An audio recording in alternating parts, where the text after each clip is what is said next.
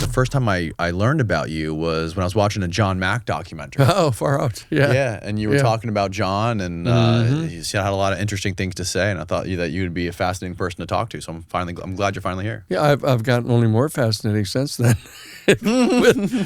That's before when Lou Elizondo retained me, and then we get to do the help with the legislation, and I mean, things are really hot right now. Things are very hot right now, they are. and you're being very outspoken. Why have you all of a sudden decided to start doing podcasts? Well, because once we got the attention of Congress, that the Congress pays attention to people around the country when they start knowing about stuff.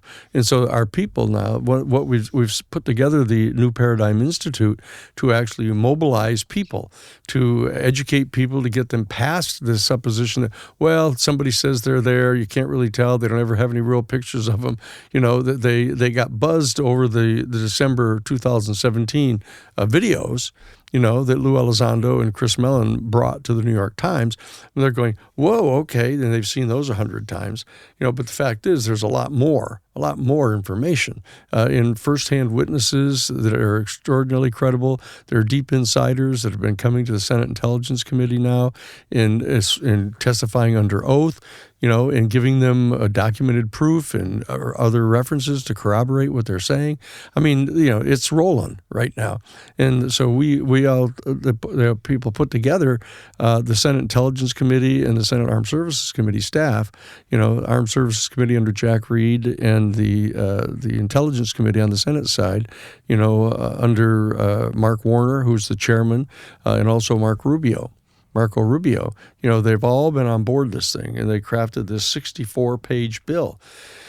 It was just like comprehensive in how we would go about undertaking a really responsible, measured, controlled disclosure of all of this information, giving the president ultimate authority to recommend that a certain piece if he said one piece of information to be postponed from immediate public release, but he has to give reasons, and he has to have a written report on why he's doing that, and there can be a classified portion of it that he can provide to the Intelligence Committee, but there also has to be a public document acknowledging that he's withheld a particular piece of information and explain why he's doing it.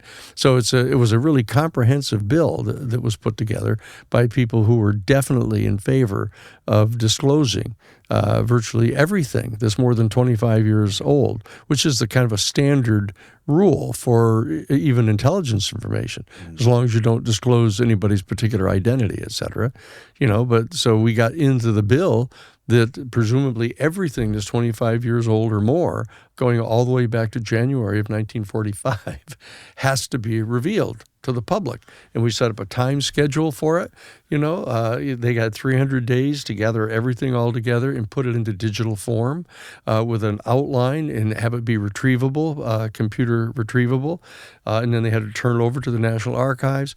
And then the National Archives was directed by Congress to, within 180 days, release it all to the public, unless the president personally intervened and made a provision for a particular piece of information to be postponed. It was really comprehensive, and there was a 9-person board that was put together to review all this permanently with staff, had a $20 million budget, to put together all the information and to comb through it.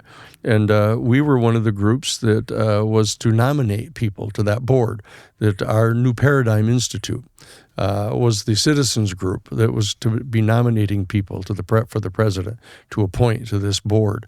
And it was the majority and minority leader of the Senate, the majority and minority leader of the House of Representatives, the Secretary of Defense, the head of the National Archives, and us as the citizens group that we were referred to as the UAP Disclosure Foundation.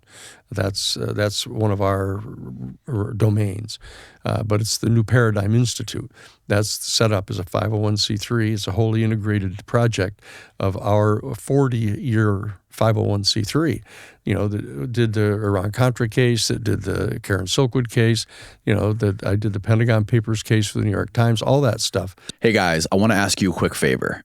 Over the last few months, Almost 70% of the viewers of this podcast are not subscribed to the channel. The most important common denominator that allows me to keep creating these podcasts every single week is you hitting that subscribe button below the videos. I want to thank every single one of you who watches and supports these podcasts. I would not be able to do it without you.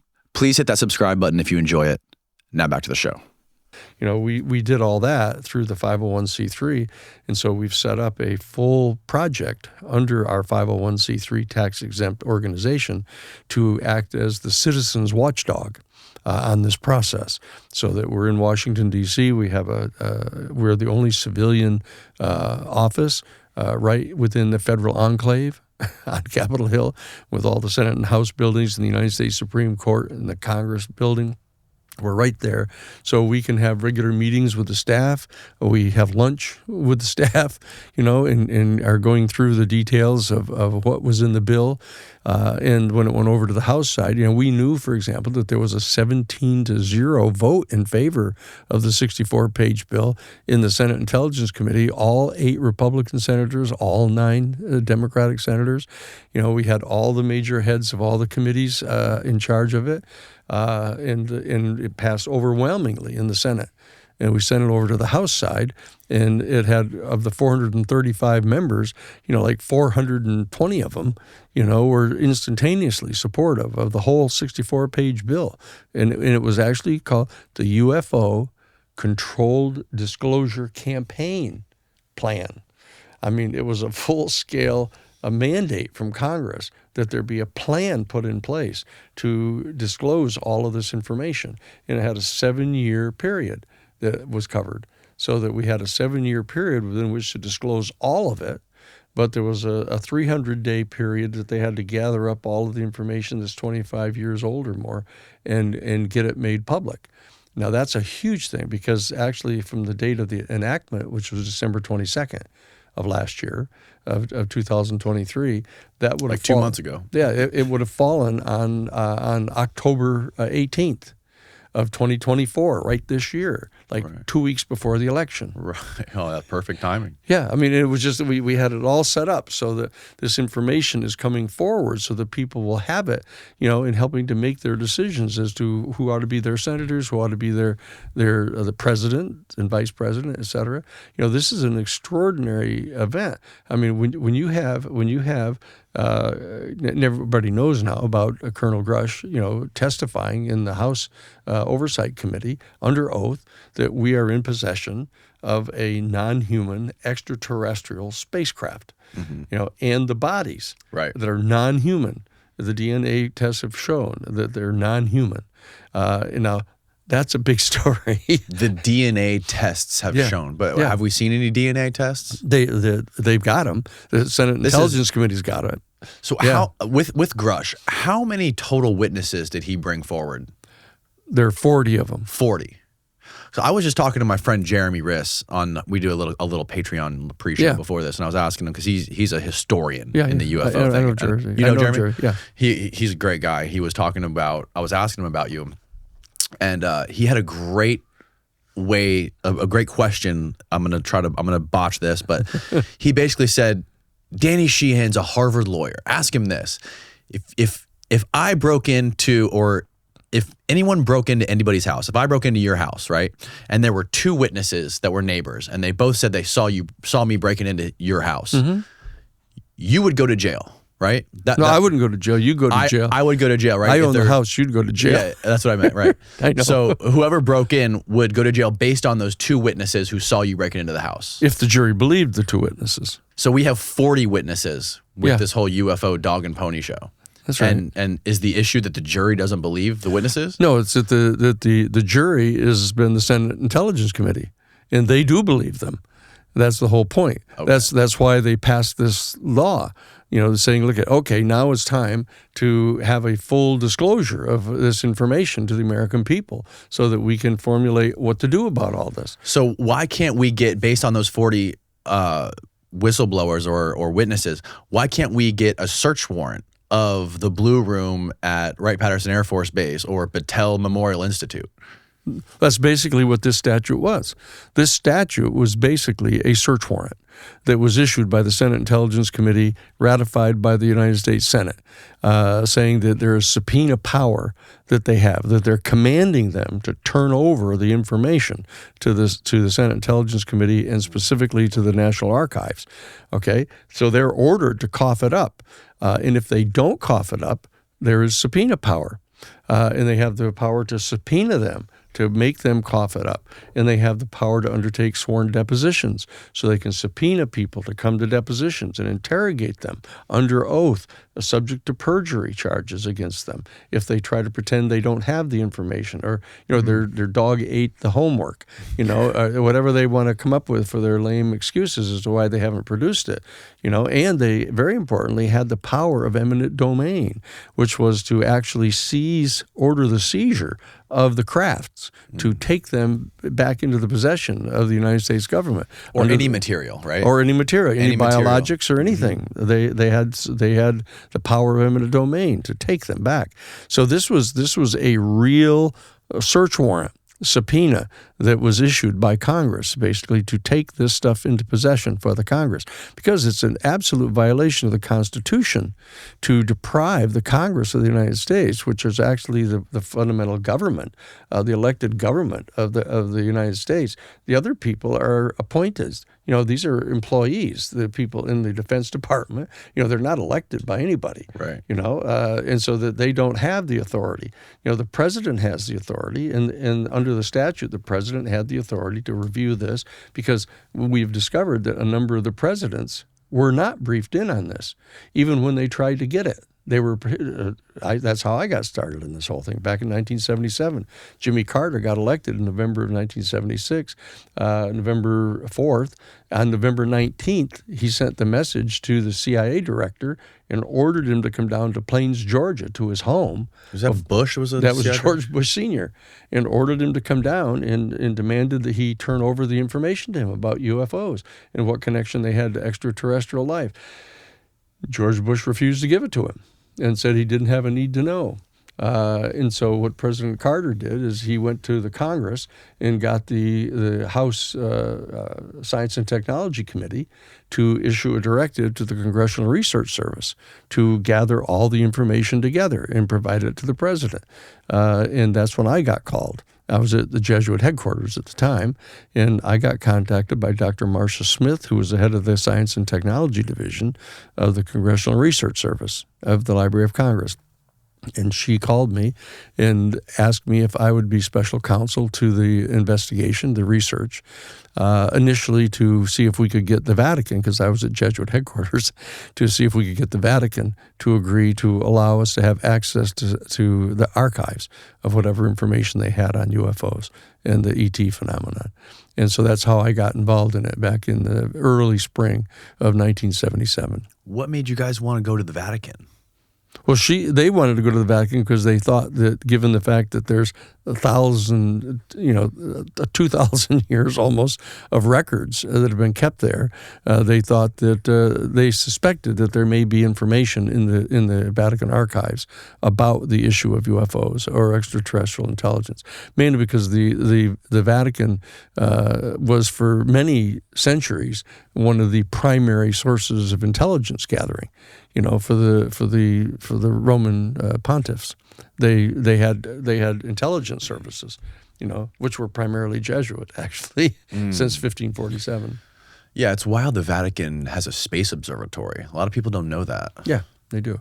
It's a pontifical observatory at Castel Gandolfo, just outside of Rome. So what did they say to you when you asked them for access to the archives?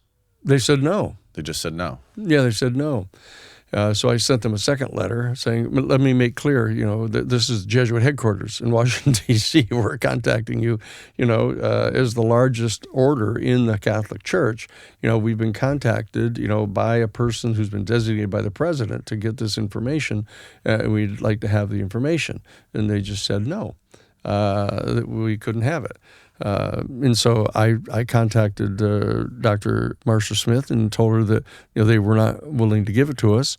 And then she asked me if I would go and brief the top 50 scientists at SETI, out at the Jet Propulsion Laboratory, JPL, out in Pasadena, if I would go and brief them on the theological implications of contact with an extraterrestrial civilization, which I did. And I got clearance from the Jesuit order to do that. And so then we went to the National Council of Churches and met with the leaders of the 54 major religious denominations in the United States and proposed to them from Jesuit headquarters that they agree to set up a task force to look into this, to get out ahead of the power curve so that we wouldn't have another, Copernicus and Galileo kind of event of people, freaking out and thinking that somehow science was somehow going to be contradicting basic theological tenets. So we said, we ought to get busy on this. And then the National Council of Churches didn't want to do it. So that was what we were doing there at the headquarters. And then I was contacted later after that by Dr. John Mack to represent him. What year were you contacted by him? 1994. I was contacted in 94 by John Mack to represent him at Harvard because I'd graduated from the college and the law school and had gone to do my master's and PhD work at Harvard. And so he figured that, we'd kind of wave the school tie at them and get them to lay off him, So that's the next kind of major event that I was engaged in. And John and I had gone to see Lawrence Rockefeller, and Rockefeller had agreed to finance an entire grand rounds at Harvard to present all of the information and evidence to them. And so I was actually in the position of interviewing virtually everybody in the field on behalf of Dr. John Mack to prepare them as witnesses to be part of this grand rounds at Harvard in 1994. So you interviewed the people that were in his abduction book? The people that well, I met some of those people, yeah. But I also interviewed all the major researchers. I got to meet Stanton Friedman. I got to meet Bud Hopkins. I got to meet David Jacobs. I got to meet virtually everybody. I got to meet Stephen Greer. I got to meet Linda Moulton Howe. I got to meet all the folks that were researchers, and then I got to meet all kinds of the direct experiencers because I also became legal counsel for the Project for Extraordinary Experience Research. That's the peer group that John Mack put together in Cambridge. So I got to meet the people in that context. And so that's why Stephen Greer ended up asking me in 2001 to be legal counsel for the Disclosure Project. And I was legal counsel for the Disclosure Project for 20 years. So I got to meet a lot more people in vetting the witnesses that we were going to present at the National Press Club in 2001. Yeah. So going back to John Mack, when he first reached out to you, what was he wanted you to represent him for the stuff that Harvard was coming down on him for yes. for the research that he was doing? That's right. What did you guys end up doing when you first met with him, and how did you approach that case with him? Well, it was interesting. I actually got contacted initially by Ron Robertson. Ron Robertson is John Mack's best friend. He was his best man for him and Sally at their wedding and everything. And he was out in Santa Barbara, and I was teaching at the University of California at Santa Barbara. And Ron Robertson contacted me. He was the head of the art department at the Santa Barbara City College. And he had come to a number of my lectures on the Iran-Contra case and the Karen Silkwood case and 3 Mile Island case and other cases that we had done. And so he was kind of a follower of the Christic Institute at the time. So he called me and asked me to come and see him and then asked me, what I thought about the UFO issue. And I told him I thought it was extraordinarily important. It was probably one of the most important public policy issues that one could be involved in. And he said, well, look, I should tell you that my best friend, John Mack, has just been dragged up in front of this kind of tribunal at Harvard University that's completely secret right now, but that they're excoriating him for having written this book about his interviews with people who held sincere beliefs that they'd had direct contact with extraterrestrial spacecraft, et cetera. And I said, would you be willing to take a call from John? And consider representing him? And I said, yes, absolutely. So John called me, had me fly to Cambridge, and we sat down to talk about this. And we looked into it, and this was not an AAUP panel. It was not an Association of American University Professors authorized panel of any kind. It was just this kind of rump gathering that they'd put together. And then I found out that what had happened is that the United States Air Force and the Defense Department and the Central Intelligence Agency have been engaged for decades in a covert program of trying to smear people inside the military or inside government offices who tried to actually do anything about the UFO issue. Right. And what had happened is that one of the first things they would do, if a high-ranking officer insisted upon filing an official UFO report, one of the first things they would do is order him to go get a psychiatric exam, which is not a career builder, in the military. And so that a few of these guys who had actually pushed all the way through and insisted upon filing an official report, for example, Colonel Arnoldson was the commander at the Malmstrom Air Force Base in Montana back in 1968 when the UFO came up over the Minuteman site and shut off all 10 of the Minuteman missiles. And Arnie Arnoldson was the guy that called NORAD about it and said, that we've got this the craft of some sort that's come up over our site and has closed off all of our missiles. And they said, are you trying to file a UFO report? And he said, yes, I am. And they said, well, that's interesting because both the Minuteman site to your west and to your east have both reported the same thing. They've had their missiles shut off too, which people don't know about, don't talk about. But I talked to Colonel Arnoldson. But it was fellows like that who insisted upon going forward that would be ordered to get a psychiatric exam. And so a number of them had been sent to Harvard Medical School to get this kind of top-level psychiatric exam. And John Mack, being the chairman of the department, was actually tasked to do that. So he did that, and as he told me later, he said, I did all the interviews with them and did all the tests. This wasn't by choice. No. They were ordered to do it. And so when John said, I mean him, but it wasn't his choice to interview these people. Well, no, they were sent there to be tested. And my guess is that he, as the chairman of the department, had some discretion in who would be assigned to actually do the exams, and so he chose to do those. Do you know if before he started interviewing these people, these military people, if he had any sort of interest in this topic before that? No, he did not. Okay, he did not. He had no. He assumed it was all nutty, actually, and he actually suspected that these guys had something wrong with them. And he did the interviews, and then he said, but each one of them tested out to be within the normal parameters of normalcy, and yet they had this story that they kept insisting upon going forward with, and they felt compelled to talk about it. And were ordered to be silent about it. And so he actually called his mother. John, who was like, I don't know, probably 60 years old at that time, but he called his mother, who was like 90 years old, and tells her about this. And she said, well, you should go see the Hopkins boy. They were the family friends. The Mack family were family friends with the Hopkins family.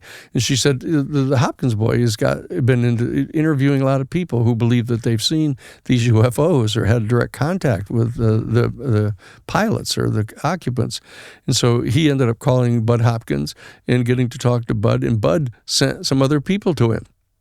Police officers and, teachers and lawyers and librarians, people who were in kind of positions in the community that it would not have been in their interest to make up something like that. And so he started interviewing them.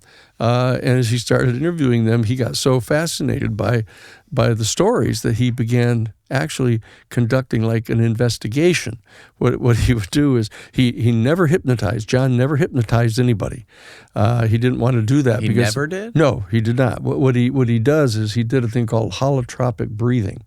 Holotropic breathing was a method that was developed by Stanislav Grof to actually get people super relaxed, and they would do it's sort of like Hindu breathing through the different nose things, and they would get into a kind of an elevated state of consciousness and get very, very relaxed, and that was the key for them to remember things, that any kind of anxiety that they had that was blocking any of their memory.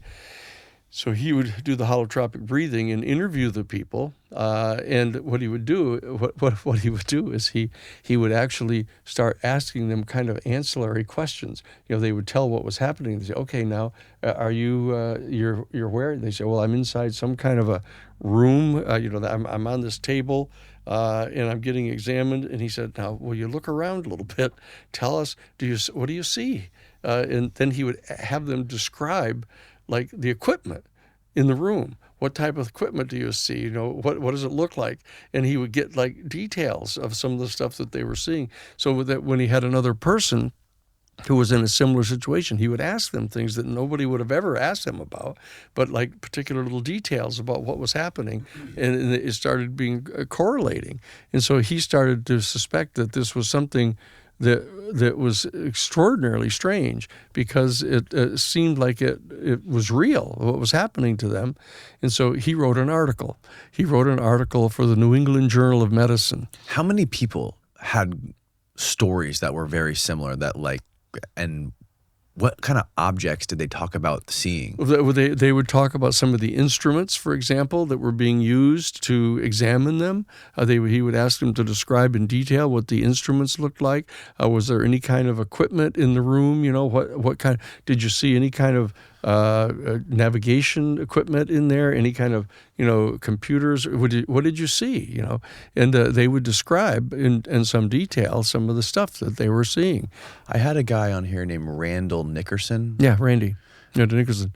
He explained to me something about some sort of like pole or stick. Yeah. It was a rod. A rod. There's a rod. That a number of them reported having them. It was usually the tall grays, they call them, that had this rod, and that they would it seemed to actually give them control over people.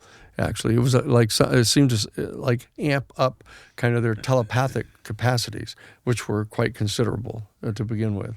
But it was like that. So John ended up sending in this report that he did for an article for the New England Journal of Medicine, and after several days, it got sent back to him with a note saying they weren't going to publish this. Well, he was kind of taken aback by this. He's the chairman of the Department of Clinical Psychiatry at Harvard Medical School. This is a very professional piece. So he decided what he would do is he would beef it up. He would put in more footnotes and more details of the stuff to make it really full-scale professional. And then he sent it back to him.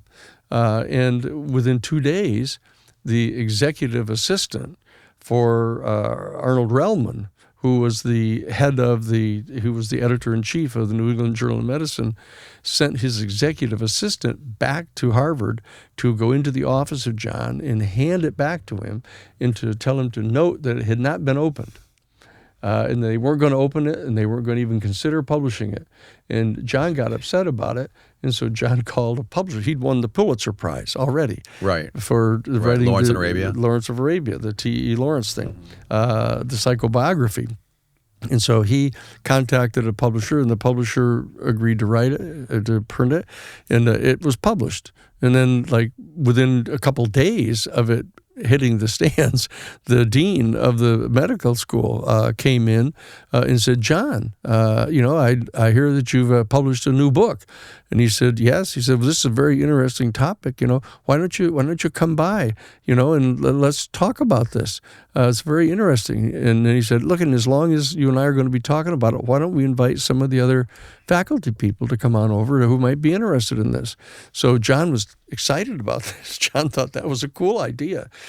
So he was he went to where the assigned place was to go and meet the dean, and he comes into the room, and here's this tribunal sitting there. That there is not only the dean himself, but it turns out that Arnold Relman, the editor-in-chief of the New England Journal of Medicine, was chairing the committee. And then there was the legal counsel for Harvard University, sitting there.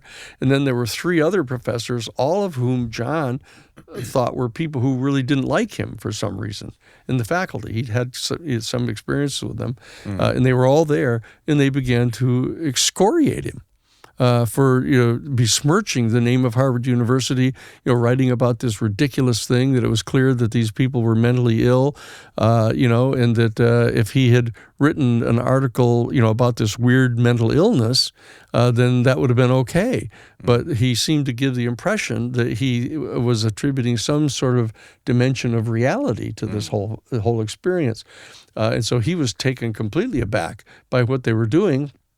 So he called his mother again, and his mother said, "Well, why don't you just go to the family lawyer?" They were a fairly wealthy family, and his father was a doctor and his grandfather was a doctor. They were kind of a wealthy family, and so he goes to the local lawyer in Boston, the family lawyer, and the lawyer says, "Oh, just give them anything they want. If they want the recordings of your sessions, did you bill them? Did they get insurance? Were you doing this as a clinical treatment to them, or were you doing research? Just tell them whatever they want to know." And he was kind of surprised. He said he wasn't expecting that kind of advice. And then he checked and found out that the law firm, Ropes and Gray, was the lawyer for Harvard University. Oh, no. And he felt betrayed by the whole thing. This episode of the podcast is brought to you by Bubs. I've recently gotten into collagen supplementation because after the age of 25, your natural collagen production dramatically drops off, which severely impacts your skin. By supplementing with collagen, you're actually increasing your body's natural production of collagen. This increases your skin health, your skin elasticity, which improves the overall quality of your skin. Secondly, if you're someone who's into lifting heavy weights, collagen is one of the major building blocks to joint and connective tissues. Collagen protein can help reduce joint inflammation and improve joint function. And finally, collagen is amazing for your hair growth because it increases the production of keratin, helping to promote stronger, healthier hair. Bubs is a tribute company to Glenn Bubs Doherty, who was a Navy SEAL and CIA contractor who died defending American freedom in Benghazi, Libya. Plain and simple, Bubs makes the stuff to help you get after it, with nature-derived nutrition to help give you that edge on life's adventures. Bubs collagen peptide packets are easy to use as a daily supplement. It's flavorless, easy to mix nature, makes it easy to mix in anything. I like mixing it in coffee. Check out Bubs today by visiting bubsnaturals.com and using my promo code DJP for 20% off your first order. That's bubsnaturals.com, promo code DJP. It's linked below. Now back to the show. And so he called his best friend, Ron Robertson. Who called you? Who ended up calling me. Say, why don't we get Danny and see if he's interested in helping you on this? And John said, oh, no. He did like the Iran Contra case and the big Silk. He's done all those other big cases. He probably wouldn't even be interested in this subject. That's why Ron Robertson called me, asked me to come to dinner and asked me, what do you think about this? And so that's how I got to be on the case. So I go with John to the next session of the tribunal. And we come in, we sit down, right? And there's Relman up there with all the dean of the medical school and the lawyer and all these guys. And so Relman just starts in trying to interrogate him. And so I said, well, excuse me. I said, excuse me here. I don't know. I didn't do the potted plant routine. that I'm not just a potted plant sitting here. I said, look, I don't know what the nature of this tribunal is. It's certainly not an AAUP convened tribunal. I said, but whatever the nature of it is, can you tell me? Are any of either one of the two following fact questions going to be at issue here? Number one, whether or not extraterrestrial life exists, and secondly, whether at least some of these sightings of the UFOs might actually be a vehicle from an extraterrestrial civilization. And Relman says, well, the two of them are absolutely going to be relevant. He said, and it's totally ridiculous to think that either one of those things could be true. That's what he says to me. 1994, Harvard University says it's completely ridiculous to think that there would be life anywhere else in the universe. I mean, that's where they were. So I said to him, well, in that case, in the spirit of cooperation, let's just tell me, who is it that called the dean? And there was this big dead silence. over the room.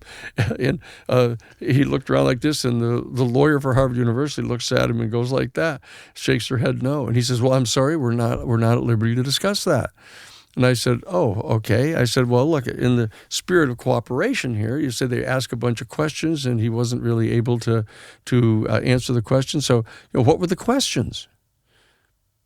Another big, long pause. And he looked at the lawyer shook her head no. And he said, I'm sorry, we're not at liberty to discuss that.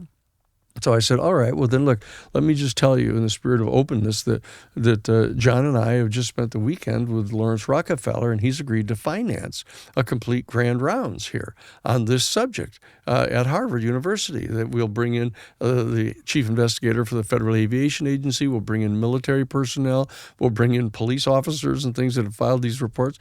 And the lawyer for Harvard University just leaped to her feet and she said, absolutely not. She said, we're not going to allow this procedure to be turned into some kind of a circus, she said. And so I said, we've made the offer. We're perfectly willing to answer your questions and stuff, but we're going to present the witnesses to support these two fact questions that you think are at issue here. And so if, we're ready to proceed. And they said, no, we're not going to do any of that. So I said to John, that's it, John. We're out of here.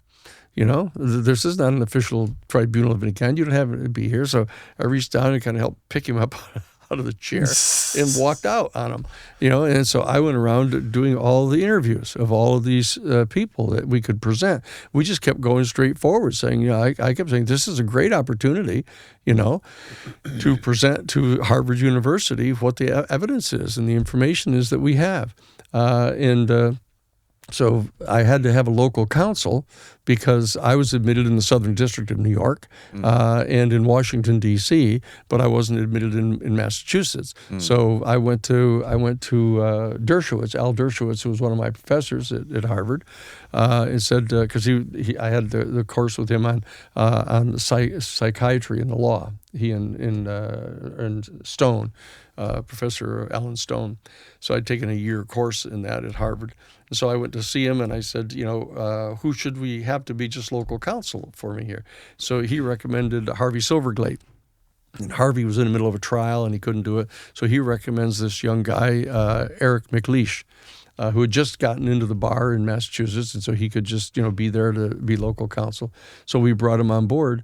And then he right away started working at trying to figure out how to settle the case. To say, well, look, why don't we just do whatever they tell you to do? Why don't you just, right. And I said, no, stop it. We're not going to do that. We're not going to turn over all the tape recordings of these things to them. I said, that we're going to do the grand rounds. And so he kept on figuring out, how to solve this thing and settle it and make him leave him alone. And John's wife was upset. Sally was really upset, because he was being ostracized, at Harvard. He wasn't invited to any of the social events anymore, and she wasn't getting invited to any of the women's things. And so she was getting really upset about what was happening to him. And it was all secret, because they kept saying, we want this kept secret, that we're doing this hearing. And I kept saying to myself, why the hell should we keep this secret? This is ridiculous. They don't have any right to be doing this. But so what I was doing is I was respecting John's wish to keep it secret. So what I did is I was reaching out to all these different potential witnesses to come in and start preparing. And one of the people that we reached out to that had been in the University of Colorado, because they were very, very familiar with the Condon report that came out of the University of Colorado years earlier. Okay, yeah. And so he got terribly upset that this was going on, and he called the newspaper and told them that this was happening. Condon? No. It was this other guy. It was a professor there that just knew all about the Condon report. I understand. And so I was going to have him testify all about it, and so he told somebody about it, and so they threw a big fit. The committee threw a big fit over the fact that it had been made public, and so that this fellow Eric McLeish kept getting in there trying to get it settled. And it turns out this Eric McLeish is later on after they stopped and left John alone. I was the one that initiated the first litigation against the Catholic Church for the pedophile priests in Boston, and I got a hold of Eric McLeish to do the case for us, right? Pull that mic back. and he ended up settling all these cases. He was the guy in Spotlight, the movie Spotlight that Mark Ruffalo was in, where they told all about the Boston Globe in the investigation they conducted about all the priests, and they discovered that this guy Eric McLeish was the guy settling all the cases for the Catholic Church and getting a huge portion of the settlement that was given to the people, but making them sign statements that they would keep completely secret any of the accusation they made against the church, which totally pissed me off, So was he like working as like a double agent with the church? Yeah, he was. That's what he was doing. God. Yeah, he was settling all the cases, and he was basically engaging in covering for the church, but getting money for all the people that had filed complaints against these pedophile priests. But he was getting a share of the money. And so I was really mortified by that. But it started with him, successfully settling the case for John Mack and making them leave John alone. But it stifled our ability to bring all the witnesses on. It's a little known fact about a well-known subject. But the bottom line is that's how I ended up, after they apologized to John and left him alone. He had me become legal counsel for his project on extraordinary experience research, the peer group that he had there in Cambridge. And John and I started working on trying to set up what we were calling the New Paradigm Institute, that was going to be examining the worldviews clash that occurred, that this is an entirely different worldview that Harvard University has. It's the scientific, logical, positivist, materialist worldview, and that the assertion that it was completely impossible to believe that any spacecraft could actually come from a distant star system and come to our planet just couldn't be true. Because, they can't go faster than the speed of light, and therefore they can't get there. What did John think about all of this? Did he really think that this was like spacecrafts coming from another star system, or did he think this was something like inside the human mind? No, it wasn't inside the human mind. What he started thinking about was that he thought it was quite clear that there was evidence that some of these events involved a spacecraft from some other planetary system. For example, the Betty and Barney Hill case. Betty Hill actually got one of the people on the craft that she believed that they'd been abducted and brought onto to show her a map. You probably have heard about that. Showed him the star map, right? And she did get hypnotized by a guy in Boston, a professional hypnotist, and she redrew the star map that was shown to him, and nobody could figure out where it was. And it turns out that it wasn't later, until they had the computers that could do it, that they reversed the star chart to figure out the perspective from which the star map was drawn that came from their planet, which turned out to be Zeta Reticuli. And when that happened, that was kind of a further confirmation, because there wasn't any way she could have drawn something like that. She didn't know anything about stuff like that, right?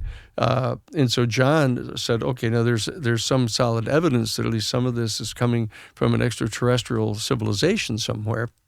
But he thought that there was other stuff going on as well, that it wasn't that this was a delusion on their part, but that in fact there was something going on that had to do with what is normally considered to be religion, in apparitions of that saints see, and the apparitions of Mary, that these kind of things that are happening, and so he started exploring it, and he going to interview indigenous people around the world who believe that they have direct encounters with star people. In the Lakota tribe, for example, the Lakota people believe that they come from the Pleiades originally, and that they came down from the Pleiades in this light chamber, came down into the Black Hills, into the wind caves, and came up through the wind caves. It's a very specific tradition that they believe. Yeah. And there are other indigenous tribes. So John started interviewing people and put together this thing called the Project on Extraordinary Experience Research. Just one of the extraordinary experiences was these encounters with what they experienced as being an extraterrestrial being, in a spacecraft.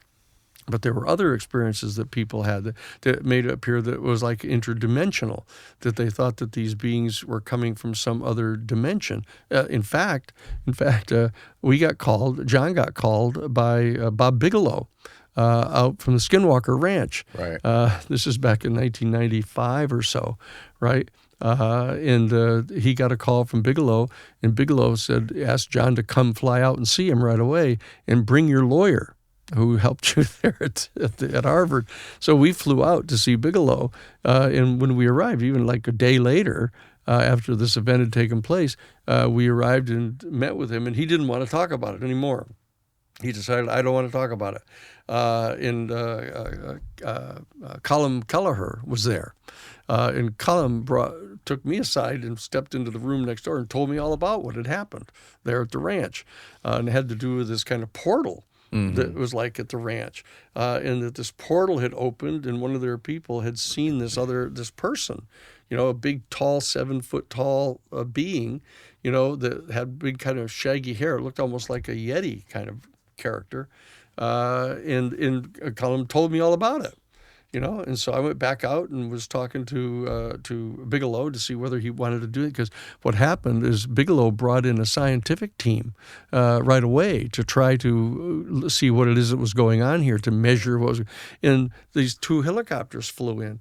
And landed and ordered the scientific team to get away. And they couldn't come to where this event took place.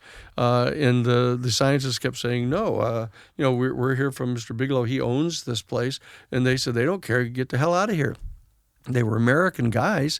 Black helicopters? They were unmarked helicopters, but they were just regular jumpsuits, all black jumpsuits, no insignia on them, no names on them and anything. But they were American guys talking. He knew that they could recognize they were American military guys, And when the scientists kept trying to insist upon going in and setting up their equipment, they began to get beaten up by these guys and breaking their equipment and broke their cameras and scared the crap out of them. On Skinwalker Ranch? Yes, yeah, and I was right there, like within 2 days of when this happened, of them beating up the scientists and stuff, and so that originally he was so upset that Bigelow wanted to sue them and wanted John to bring his lawyer out to do something about this, but by the time we got there, just a couple of days later, he just was not going to do anything at all. And as I say, it was Colum Kelleher told me all about the details of what it is that had just happened. Who do you guys suspect these people were? I don't get paid to guess. If people want to investigate it and want to do it so I can retain professional investigators and the proper people to do the investigation, we do it. Does anybody have any ideas? Does Bigelow have any clue? Does anybody speculate? All kinds of people speculate. I mean, this whole What do people say? This whole field is filled with speculation. These private contractors, are they? It's that I'm assuming that I'll be in position, since we've set up the new institute, the New Paradigm Institute, that will be funded to investigate things like this and do it professionally, full scale, with psychological stress evaluators and professional investigators that are licensed gun toters. That's what we work with.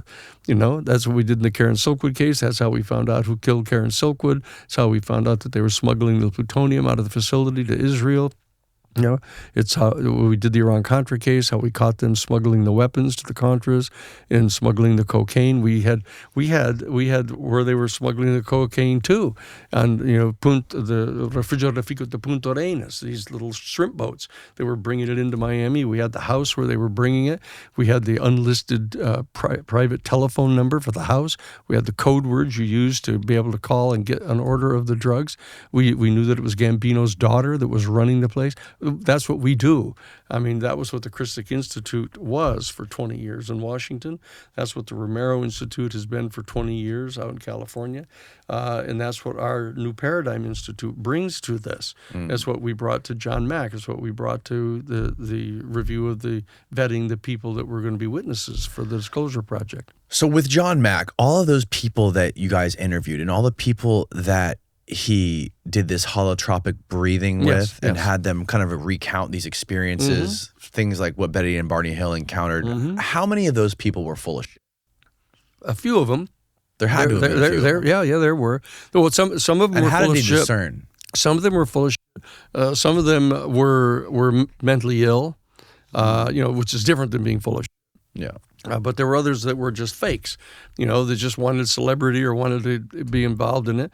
And so I vetted these people out, That was what I did for the peer group. That was part of my responsibility, and that's what I did for the Disclosure Project. Is I said, no, these are not people that we want to vouch for, Right. Right. And so that we could cull through the people and present just the most credible people with a kind of verifiable evidence that you would conduct a Rule 11 preliminary investigation before you would be willing to file a complaint, asserting that the facts are true to the best of your belief, that's in what we bring to this whole field, which is new, is a Rule 11 standard of professional investigation. And the fact of the matter is that we can, in fact, bring adequate numbers of witnesses who are completely credible, completely verifiable, who've got corroborating evidence and documented proof, and those are the kind of people that are being presented to the United States Senate. Are you familiar with the guy he was a Air Force officer, I believe, at what was the name of that base in California? Vandenberg? Vandenberg. There was a story of a rocket that went up with a dummy nuclear warhead on it. And this guy was like arguing with Bill Nye on live TV about it. Yeah. Was he one of your witnesses? No, he hasn't gone in front of the Senate yet. He did. He came to the National Press Club though. He came with Bob Salas.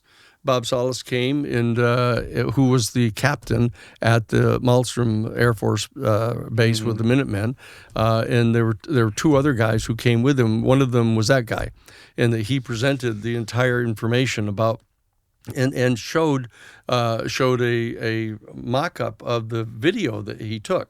Mock-up of the video? He showed what it looked like. What it was is that he was actually videoing the launch and watched the launch go with the big gigantic telescope that they had. He had it mounted to be able to watch the whole ascent of the rocket. And he saw the thing. And what he did is he drew a reenactment of what it looked like. And where was the original video? It was top secret. It was kept by the people. He was working for Vandenberg Air Force Base. He was actually part of the team that was monitoring the flight, and so he was in an official position to be doing it. And so he's the one that saw the video and turned it over to the officials in the Air Force about what it is that had happened. And he waited for years. This was just. Let's see, we're in February of 2024 now. This was like in, I guess, early June, probably a little earlier than that, perhaps May of 2023. He came with Bob Salas to the National Press Club and actually had a press conference and showed his recreation of what the video looked like. So he did talk about that. Yeah, there's been lots of recreations of that video online. You can find on YouTube. It's for people that aren't familiar with it. Apparently, some sort of a saucer came up around this fake nuke that was being launched in the atmosphere, and it like shot laser beams into it, and the thing just fell into the ocean. Yeah, and they just showed it like a beam of light coming out of it, and then it went. And the rocket was going up. I mean, it was accelerating. Like I don't know, 1,000 miles an hour or something. And this craft, whatever it was just doing circles around it and zapped it with these 3 different beams of light, and then the whole thing just went all off course and ended up crashing, I guess. Yeah, and we were talking a little bit earlier about like the misinformation and what the military was trying to do with some of these people at these bases by giving them these psych exams by John Mack, because obviously like you put it well, it's not good for it's not a career builder, right? Exactly. Yeah, right. So are you like? I wonder how much of that is going on now with people that come out or are publicly talking about like witnessing UFOs or having these sort of abduction experiences. How many of these people are being contacted by people in the government or people in the military and being fed disinformation so they can basically be a conduit to the media, giving them sort of like like a limited hangout type thing? Well, it's an important fact question, but it's one that we have to investigate. I mean, all kinds of people have speculated about it, and there's a mixture of people who are making stuff up. There's a mixture of people who are speculating. There are people who are getting third-hand reports and then embellishing them.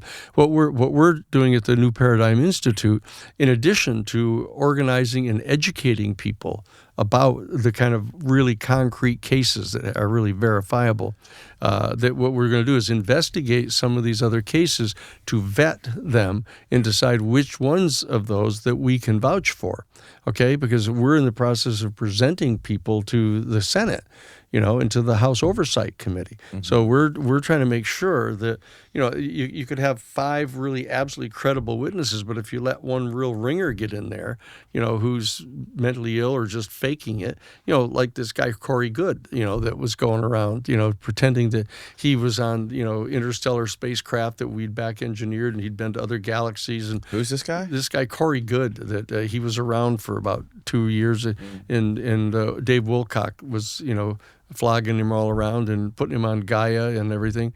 There are people that are just complete phonies that have Dave Wilcock, yeah.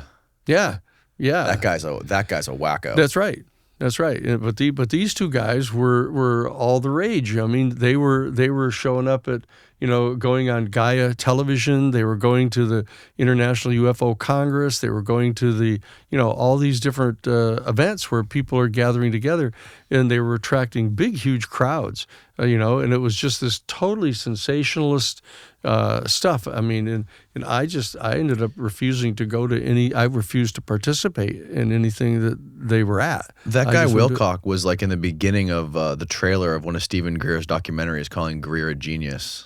Well, he was like, Stephen Greer is a genius. Well, as I say, people say all kinds of things, and this area has been rife with people who are hoaxing, and people do it's just like the kids who used to cut people's clotheslines on Halloween, or poop in a bag and light it on fire and put it on people's porches. Right. I mean, there are people that are just reckless. Well, I'm sure you're familiar with the Paul Benowitz case, right? There's an amazing documentary called Mirage Men, and it's about this guy named Paul Benowitz. Mm-hmm. And I believe this was in, Steve, you could probably find this, but I think it was in the 70s, mid to late 70s. He was living in Nevada, and here's the documentary. It is one of, if not the best UFO documentary I've ever seen. Shout out Jeremy Rees, told me about this. Mm-hmm, Anyways, he was living near an Air Force base right over the hill in Nevada, and this guy was a devout UFO guy, right? He was in the community, going to all the talks, and he was seeing these crafts, these UFOs flying over the mountains near where this Air Force test range was. Mm-hmm. And he was sharing them with the UFO community in the area. Anyways, the Air Force got wind, or the people at the base got wind of this, and they sent a counterintelligence guy over to his apartment to check it out and see what he knew. Mm-hmm. And the guy they sent over, his name was Rick Doty. Oh, Doty. Oh, yeah.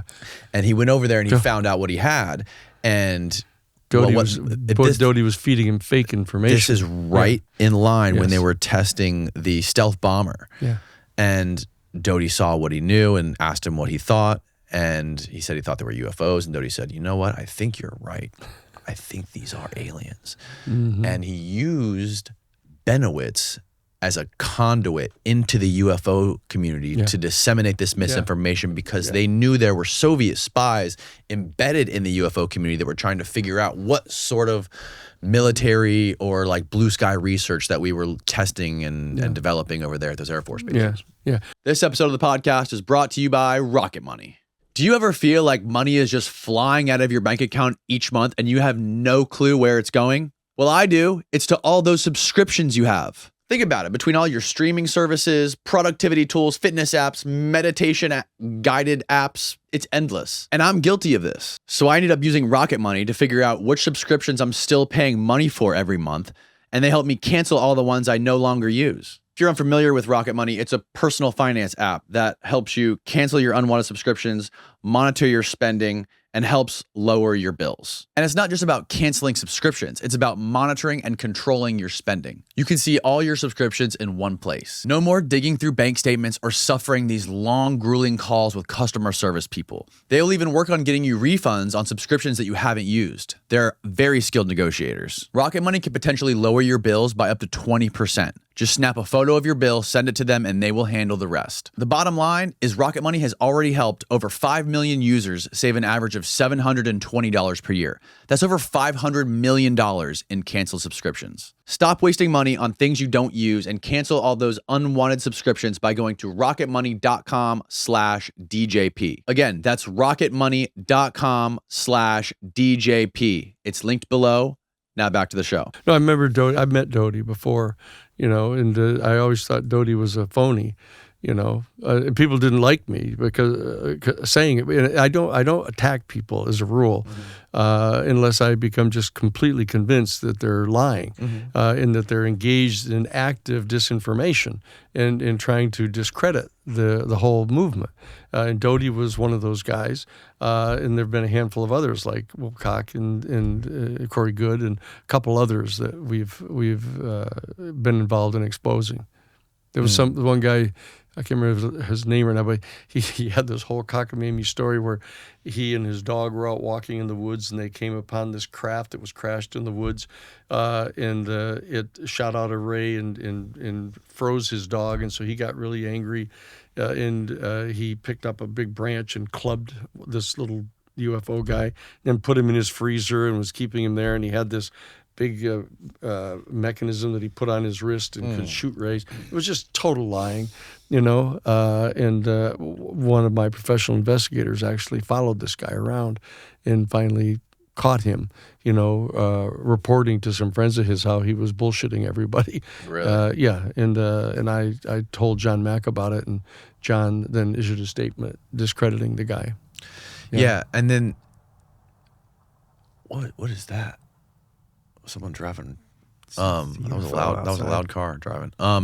There's also like when on Groom Lake, when the Air Force or the CIA was testing the first jet propelled, the first jet airplanes, they sent up the pilots with gorilla masks in the cockpit. So in the case where they flew within visual distance of a civilian airplane, they would put on gorilla masks so that when this pilot goes to the bar to tell his buddies about this jet airplane he saw, he's going to say he saw a gorilla flying a jet airplane. So it's like purposely planting these fake seeds to cover up top secret information. Oh yeah. Yeah, they definitely were doing it. And they very definitely consider the whole UFO issue a major top secret program, and that they've been actively engaged in sowing disinformation and discrediting individual people who have genuinely seen things. They've destroyed people's family lives. They've destroyed their professional careers. They've destroyed their military careers. And there's a very active, aggressive counterintelligence program that's mounted to stop people from reporting genuine UFO incidents. And I connect all of this to Bob Lazar in the fact that in his story, specifically when he talks about walking past a window and seeing an alien body, like if they were going to bring him in to potentially try to back engineer some sort of technology they dug up, it really would make sense that let's fucking walk him through a room with a little alien in it, so that way if he ever tries to blow the whistle on this program, people aren't going to believe him. No, there's dozens of individual cases where it bears analysis, professional analysis. For example, all you have to do is get him, Bob Lazar, and put him on a psychological stress evaluator. Which no one has done. Right. They put him on lie detector tests, and he's passed the lie detector test, but those are pretty crude, Right. I mean, the little things on your fingers and the little belt on your chest, those are not even close to the precision of a psychological stress evaluator that measures tension, involuntary tension in your vocal cords. It's a very professional way of going about doing this. And I was in F. Lee Bailey's office. When was this developed? We used it in Bailey's office when I was there in 74, 75. But not very many people knew about him. You know, I mean, Bailey also had a briefcase, a satellite phone, etc. You know, we discovered only later that he was actually on Index 4 for the CIA. He was one of the 4 lawyers in the United States that the CIA is supposed to contact if one of their people is caught engaging in domestic covert operations, which is totally forbidden by the National Security Act of 1947. So I was one of the 3 trial lawyers in his office, and we didn't know it. And as soon as we discovered it, you know, I left and had a number of the investigators leave with me because we didn't want to be associated with that. Can you break it down for people listening what the Pentagon Papers were and how that led into the Watergate burglary and how you got involved in it? Well, it wasn't. Well, what happened is they were separate cases. The Pentagon Papers. I had initiated the case. I was the co-founder of the Harvard Civil Rights Law Review in 1968. I was, you know, doing constitutional law with Lawrence Tribe and others, and we set up the Harvard Civil Rights Law Review. And I wanted the law review to be something more than just writing academic thought pieces. And so I wanted to have a provision in the Harvard Civil Rights Law Review where we were helping young lawyers figure out how to become civil rights lawyers. And so we sent out letters to a lot of the major bar associations and things, letting people know that if any lawyers had really important civil rights cases, they could contact us at the Harvard Civil Rights Law Review, and we would get a bunch of little eager beavers at Harvard to work on those briefs, right? And so the bottom line is I ended up being contacted by a guy by the name of Pappas, John Pappas, who was an NBC television journalist in New Bedford during the riots that followed the assassination of Martin Luther King in April of '68. And the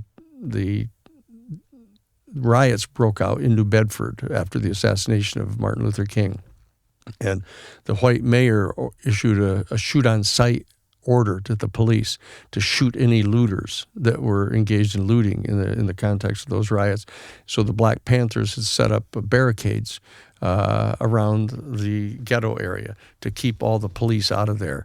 And their big standoff occurred because they built barricades, and then the police came in and they brought in the helicopters, and they thought there was going to be gunplay that was going on because they were armed, the Panthers.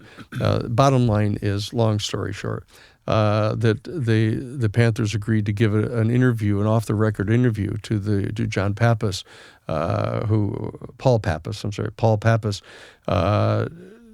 would give them an interview if he would keep it off the record. And he went in and interviewed them, and then the district attorney subpoenaed him to make him cough up the confidential interviews that he'd had with the Panthers.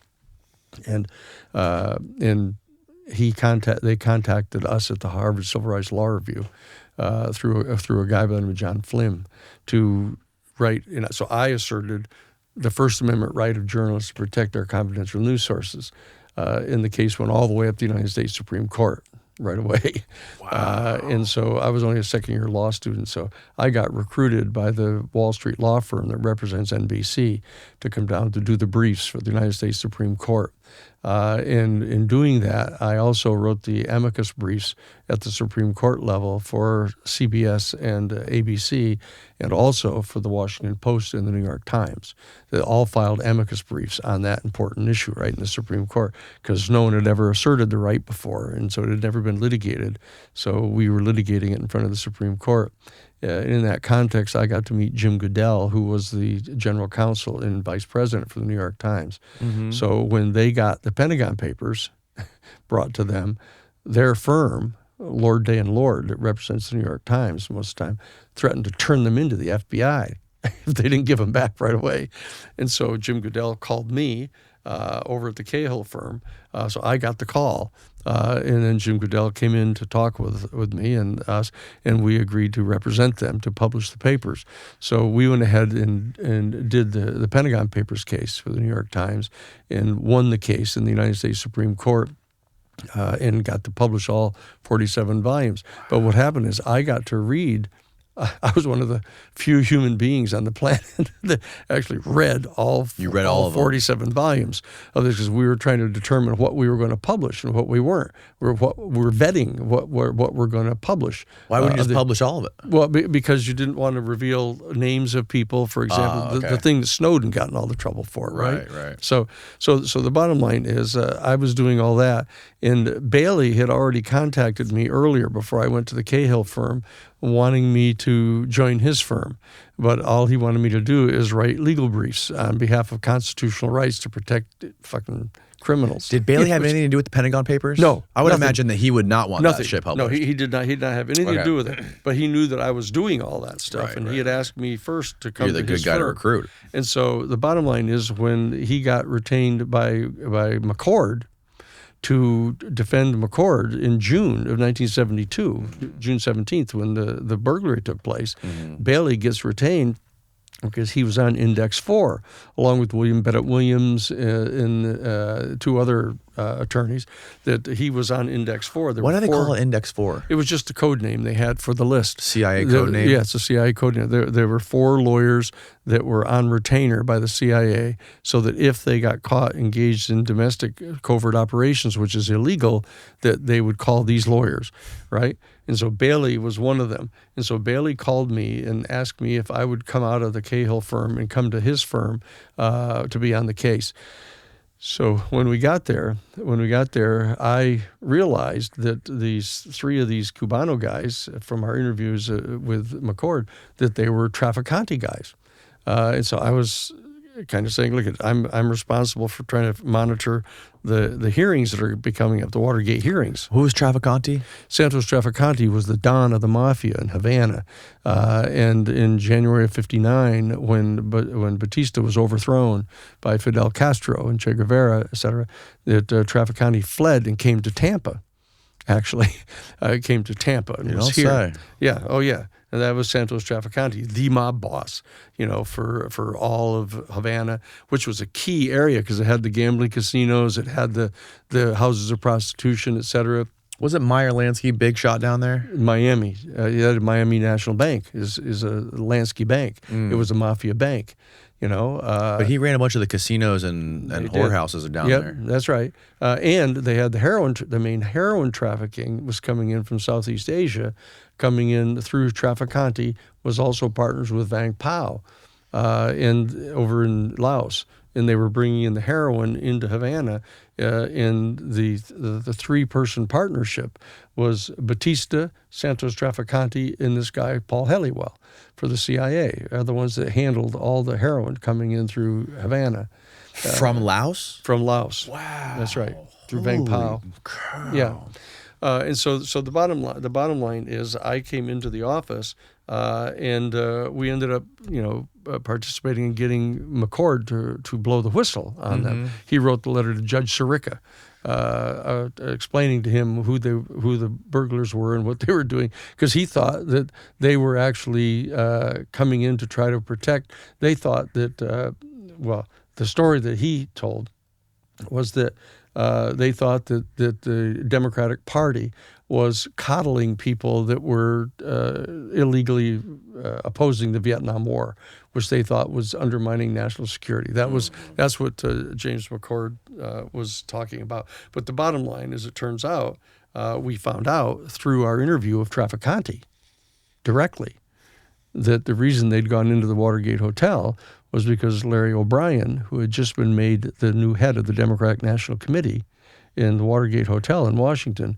for 25 years, previously was the chief lobbyist in Washington for Howard Hughes.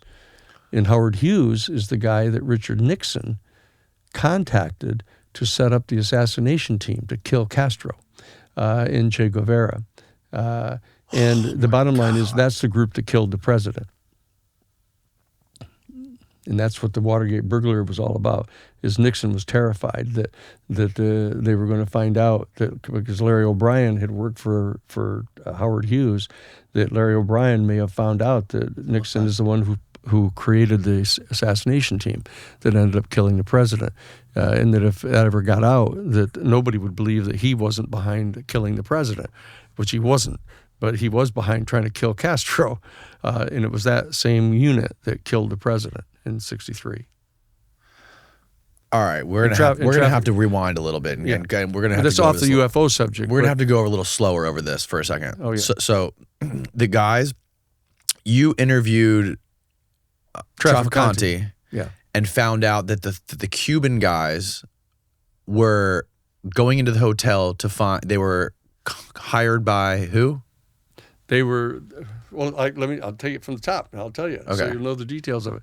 What happened when I realized that there were Trafficante guys that were in the hotel, and I was saying, what the hell has that got to do with anything? Why are they there? Mm-hmm. So I get a hold of Bill Taylor, who was my investigator assigned to me in the firm of Bailey. And Bailey gets a hold of Bad Andy Tooney, who was the chief investigator for Moriarty and Associates, which is Bailey's investigation firm, right? And he interviews Trafficante at Hank's house, Henry Gonzalez, at his house here in Tampa. He sets up an interview and interviews him at length, and he explains what's happened here. What happened is back in late May, actually, of 1960. This is the 1960 presidential campaign, and Richard Nixon is the vice president under Eisenhower. Right? And he is campaigning to get the Republican Party nomination in 1960. And in late May of 1960, Nelson Rockefeller withdraws from the campaign in Michigan. And therefore, Nixon knew he was going to win the nomination because Nelson Rockefeller was out of the competition, and Nixon was going to be the nominee. And they were certain they were going to win because there was this kid, Kennedy, that was going to be the nominee for the Democrats. So they were all convinced that he was going to win. What Richard Nixon did, he was the head of the 5412 Committee, which is the subcommittee of the National Security Council that does covert operations under Section 5412 of the National Security Act of 1947 that authorizes the CIA to engage in activities from time to time at the request of the president to protect national security. And so Nixon chaired the 5412 Committee of the National Security Council. So he knew that Howard Hughes was a secret consultant to the National Security Council. He was running special operations. He, for example, had designed and created the Glomar Explorer, which was the special ship that was able to pick up submarines off the bottom of the ocean if a Russian machine. Right. He also did the C-5A cargo plane out of the Summa Corporation, and he was also doing other stuff for the National Security Council, 5412 Committee. We're talking about Howard Hughes, the guy that Leonardo DiCaprio plays an aviator, right? This is Howard Hughes, and he's living in Las Vegas, at the one of the major mob hotels, and he's living in the penthouse suites up there, right? Right. And so the bottom line is Richard Nixon contacts him as soon as Richard Nixon knew that Nelson Rockefeller had withdrawn and he was going to be the nominee, and he contacted Howard Hughes and on the secret phone for the 5412 Committee, talked with him by phone and asked him to set up an assassination team to kill Fidel Castro, Raul Castro, and 5 of the comandantes that they wanted assassinated. And he said, but you got to keep it completely away from the White House, so that. But if you could get that done, that I would deeply appreciate that when I become president, right? But if Howard Hughes, why would Howard Hughes set up an assassination team? Well, when you know the nature of what some of the things were that Howard Hughes was doing with the 5412 Committee, it was the deepest, darkest, most secret stuff that they were doing, and he was part of it. It wouldn't help for me to go into what that one was, but there was an extremely, extremely super sensitive program that Howard Hughes was working on with them, in addition to the Glomar Explorer and the C-5A and all that. Mm-hmm. And because of the depth of the darkness of that relationship that he had, he knew that he could go in under that umbrella of that super dark program, and to get Hughes to do this. Hughes doesn't agree or disagree with Nixon on the phone whether he's going to do it or not. Mm-hmm. He's not not dumb. So, but what he did is he got one of his lawyers, Bob Mayhew, and Bob Mayhew he assigned to go get this done, see if they could put this team together. Bob Mayhew meets with Johnny Roselli. Johnny Roselli is the bagman at the Sands Hotel that's owned by the mob, and Johnny Roselli is in Las Vegas, where Howard Hughes is, and where Bob Mayhew was. And so Bob Mayhew gets a hold of Johnny Roselli and says, "Look, you guys, have every reason in the world to try to get rid of Castro. He shut down the whorehouses, he shut down the gambling casinos, and very important, he's cut off the heroin supply that's coming in to the C Supply Corporation." So if you guys would do this, the president would be really grateful. And they started referring to Nixon as the president because everybody assumed he was going to win, right? And so Johnny Roselli says, "Well, look, I'm going to have to go and see Giancana, who's my principal here. I can't do this, so I'd have to clear this through Giancana." So Johnny Roselli goes back to Chicago and meets with Giancana and says, "Look, here's the Nixon who's going to get to be president now. Wants this assassination team put together. Can we do this?" And Giancana says, "Well, that's Trafficante's territory. He's the Don of Havana, and even though he's fled and he's up in Tampa now, he said, we're going to have to go meet with him to see whether he would okay this." And so what they do is they set up a meeting, and Sam Giancana goes, and Johnny Roselli goes, and Bob Mayhew goes, and they meet down at the Fontainebleau Hotel in Miami with Trafficante. And they hold 2 meetings there to persuade him to do this, to set this thing up. And then Trafficante says to us, he said, "But I didn't fall off in the melon wagon." He said, "So I'm gonna check to make sure that this is coming directly from Nixon, not some," as he said, "brain fart, of Giancana or of Howard Hughes or anybody else." Right. I wanted to, and so that the third meeting they send a guy using the nom de guerre of Mr. Ed. And it was Sheffield Edwards. Sheffield Edwards was the chief of security for the Central Intelligence Agency under Eisenhower and Nixon administration. And so he comes to the meeting and gives them the green light to put this assassination team together. So they put the assassination team together, and Trafficante is the guy who's going to put together the team. And Trafficante picks 15 guys that are former shooters for him out of Havana. Okay. But he gets guys who've been recruited by the CIA to participate in a thing called Operation 40, which is a covert operation that they were running guerrilla raids into Cuba, burning bridges and blowing up, burning sugar fields, and doing that stuff that they were doing. That's Operation 40. And they had recruited a whole bunch of former Trafficante guys to participate in that who had fled from Havana and were up in Tampa and Miami. This was the anti-Castro Miami right-wing hardball anti-Castro Cuban refugee community. Alpha 66, the 2506 Brigade, that crowd. Do you know Felix Rodriguez is? I sure do know Felix Rodriguez. I've taken Felix Rodriguez's deposition. You took his deposition? Yeah. Can you tell me about Felix Rodriguez? Felix Rodriguez is a shooter. He's one of the guys on the team that killed the president. He and Rafael Chichi Quintero. I'm going to interview him tomorrow. Oh, well, that's who he is. Felix Rodriguez, he'll know exactly who I am, because he was the number one guy at Ilopango, running the Contra weapons supply operations, along with Rafael Chichi Quintero.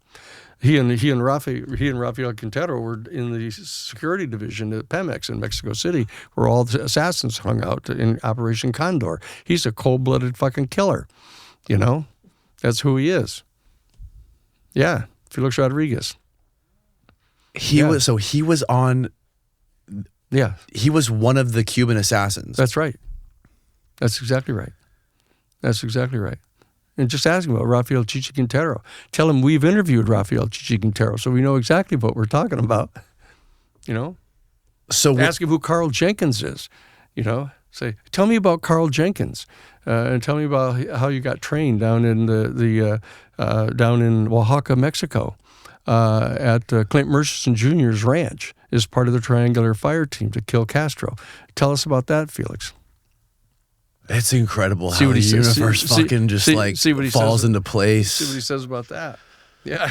Oh, my God. Right. Okay, so a lady we just had in here by the name of Annie Jacobson is how I learned about Felix. She wrote a book called Surprise, Kill, Vanish, all about the creation of the Title 51 CIA assassination teams. And she followed a guy named Billy Waugh around different countries who was like, he started out in Vietnam. Really, guy just passed away. But he was a CIA paramilitary guy who was like doing some brutal stuff in multiple different countries. And he was the guy who captured Carlos the Jackal. And one of the guys that she interviewed in that book was Felix Rodriguez.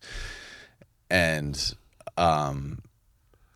she talks about how like some of the things he didn't say anything you said, just said none of the stuff you just said, but she talks about some of the operations he did during the Bay of Pigs. Yeah. And how he captured Che Guevara. Yeah. Ask him about his wristwatch when he's sitting there. Ask him to he show took you Che's wristwatch? He's got Che's wristwatch. He wears it. Wow. Yeah. He wears it to this day. 1 in 5 Americans has learning a new language on their bucket list. And if that's you, make 2024 your year by checking that off your bucket list with Babbel. Babbel's quick 10-minute lessons are handcrafted by over 200 language experts to help you start speaking a new language in as little as 3 weeks. I always binge Babbel's courses when I'm gearing up to go on a trip. It helps me to prepare my conversational skills so I can deal with real people in real-life situations when I'm ordering food or asking for directions or dealing with merchants. And to me, what helps set Babbel above the rest is their speech recognition technology, which helps hone in your accent and pronunciation. Studies from Yale, Michigan State, and others continue to prove Babbel is better. One study found that using Babbel for 15 hours is equivalent to a full semester at college. Babbel has over 16 million subscriptions sold, plus all of Babbel's 14 award-winning language courses are backed by their 20-day money-back guarantee. And here's a special limited-time deal for our listeners. Right now, get 50% off a one-time payment for a lifetime Babbel subscription, but only for our listeners at babbel.com/Danny. Again, get 50% off at babbel.com/Danny. That's spelled BABBEL.com/DANNY. Rules and restrictions may apply. It's linked below. Now back to the show. So, okay.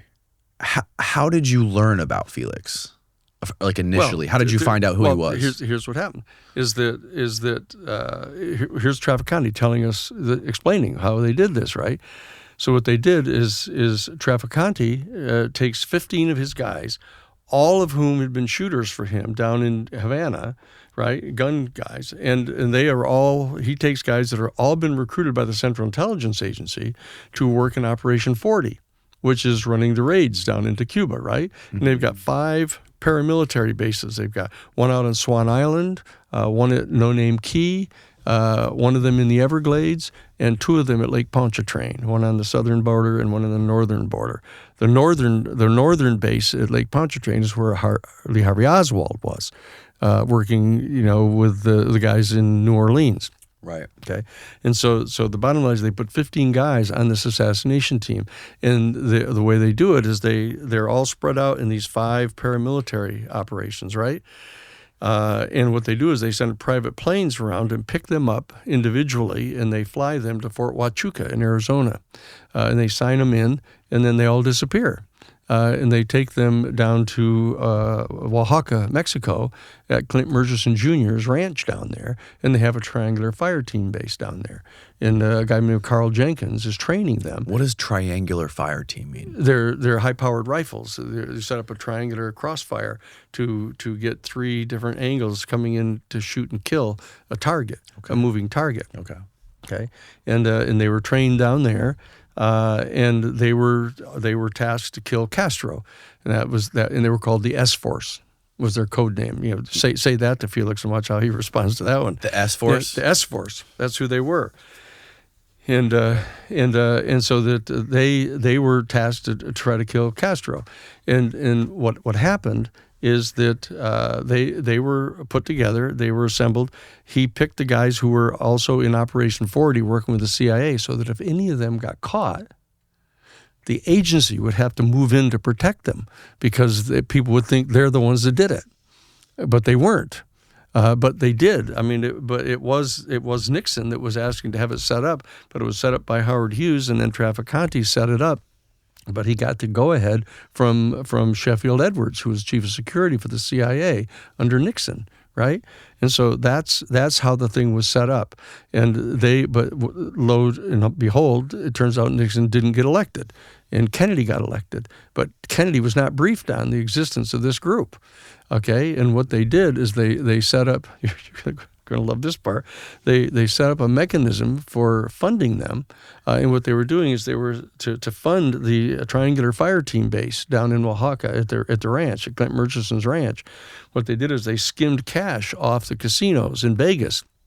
They would put them into these brand new suitcases, and they'd put them in the trunks of brand new Cadillac automobiles, and they would drive them from Las Vegas through New Orleans, where all the money would be audited, by Marcello's people, right? And then they'd drive the money all the way to Miami and deposit it into Meyer Lansky's National Bank of Miami. And then what they would do, here it comes, what they would do is they would wire some of that money down to the Banco Internacional down in Mexico City. And there was a lawyer there by the name of Ogario, and they put it into his account. And that's where they wrote the checks from to pay for all the costs for the Triangular Fire Team base. And that was the bank on which the money that was found in Bernard Barker's pocket in the Watergate burglary came directly from that account. And that's where Mark Felt was headed for. Mark Felt was getting set to go down to the bank to find out what the hell the story is with that account when Pat Gray, who had become the new head of the FBI, instead of Mark Felt, freaked out about the fact that he was getting set to go down the next day on the 23rd of June, following the 17th of June break-in, right? So he goes on the 21st of June. Pat Gray goes to the White House to meet with John Dean and says to Dean, we got a problem here. Mark Felt is getting set to go down to Mexico to this bank down there to track the sequentially numbered bills that were in Bernard Barker's pocket, one of the Watergate burglars. And so John Dean goes and tells what's his name, the chief of staff, what was his name, the guy with the crew cut.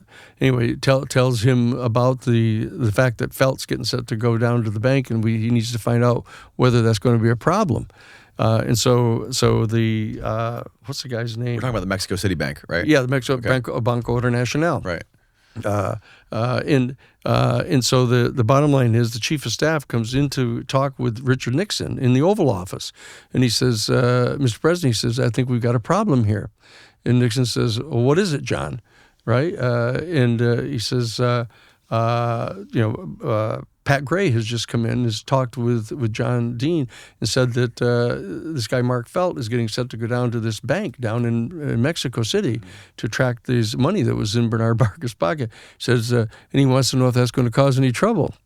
There's a big long delay on the tape, and Nixon says, "Look, you got to go and get a hold of Ehrlichman right away, and you got to go on over to the agency, and you got to sit down. You got to talk to Dick Helms and to Vernon Walters, both. Make sure they're in the meeting and tell them both that they've got to contact. They've got to contact the FBI. The agency's got to contact the FBI. Dick Helms is the head of the right. Right. You got to contact the FBI and tell them to get the hell out of that part of the investigation." And so the chief of staff, I'm trying to remember his name still, says to him, well, wait a second, what am I going to tell him? What am I going to tell him to say to make him get out of there? He says, just tell him if you can't tear off that scab. If you tear off that scab, it's going to reveal an awful lot of things that can't get revealed. So you just tell Dick Helms and Vernon Walters that if they don't get out of that right away, all the Mexico stuff is going to come out about the Bay of Pigs guys. That's what he said. That's the smoking gun conversation that nobody can figure out what it means. Nobody can figure out what it means, but that's exactly what he said.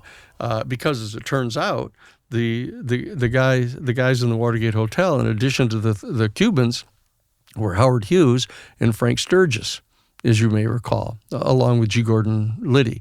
Okay, but it turns out that Frank Sturgis was in control of one of the 5 paramilitary bases on No Name Key, right? Mm-hmm. No, on Swan Island. He was on Swan Island. Okay. And the other one in the Everglades was E. Howard Hunt. These were the CIA liaisons to those Cubano groups that were doing the assaults into Cuba. And they were the liaison to the team of people that were put together to be the assassination team, right? And so these for Castro. For Castro, right? That's right. And so what happened is that it wasn't the Bay of Pigs thing. People keep thinking, oh, the CIA must have killed him because the Bay of Pigs, they were so upset. That wasn't it. It was the Cuban Missile Crisis.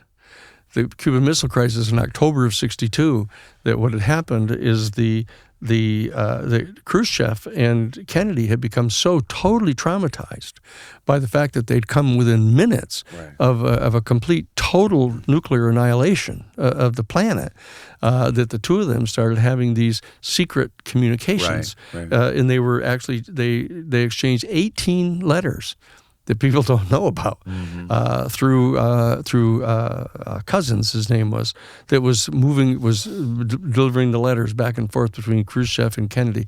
And what they were doing is the two of them were discussing disassembling the nuclear warheads of the entire nuclear arsenal of the United States and Russia. And that they just freaked out when they found out about this and said, this guy's got to go. Kennedy's got to go. Yeah. We can't wait for the election. This is November of '62 or '63 rather. It's a whole year before the election. He's going to exercise his executive authority as the commander-in-chief to order the disassembling of the nuclear warheads. And Khrushchev is going to do the same for the Soviet Union, and it's going to be brokered by John the 23rd. Pope John XXIII is going to be the broker of making sure they both comply with this, because Khrushchev liked him and trusted him, and of course Kennedy did too, and that's the process that was underway.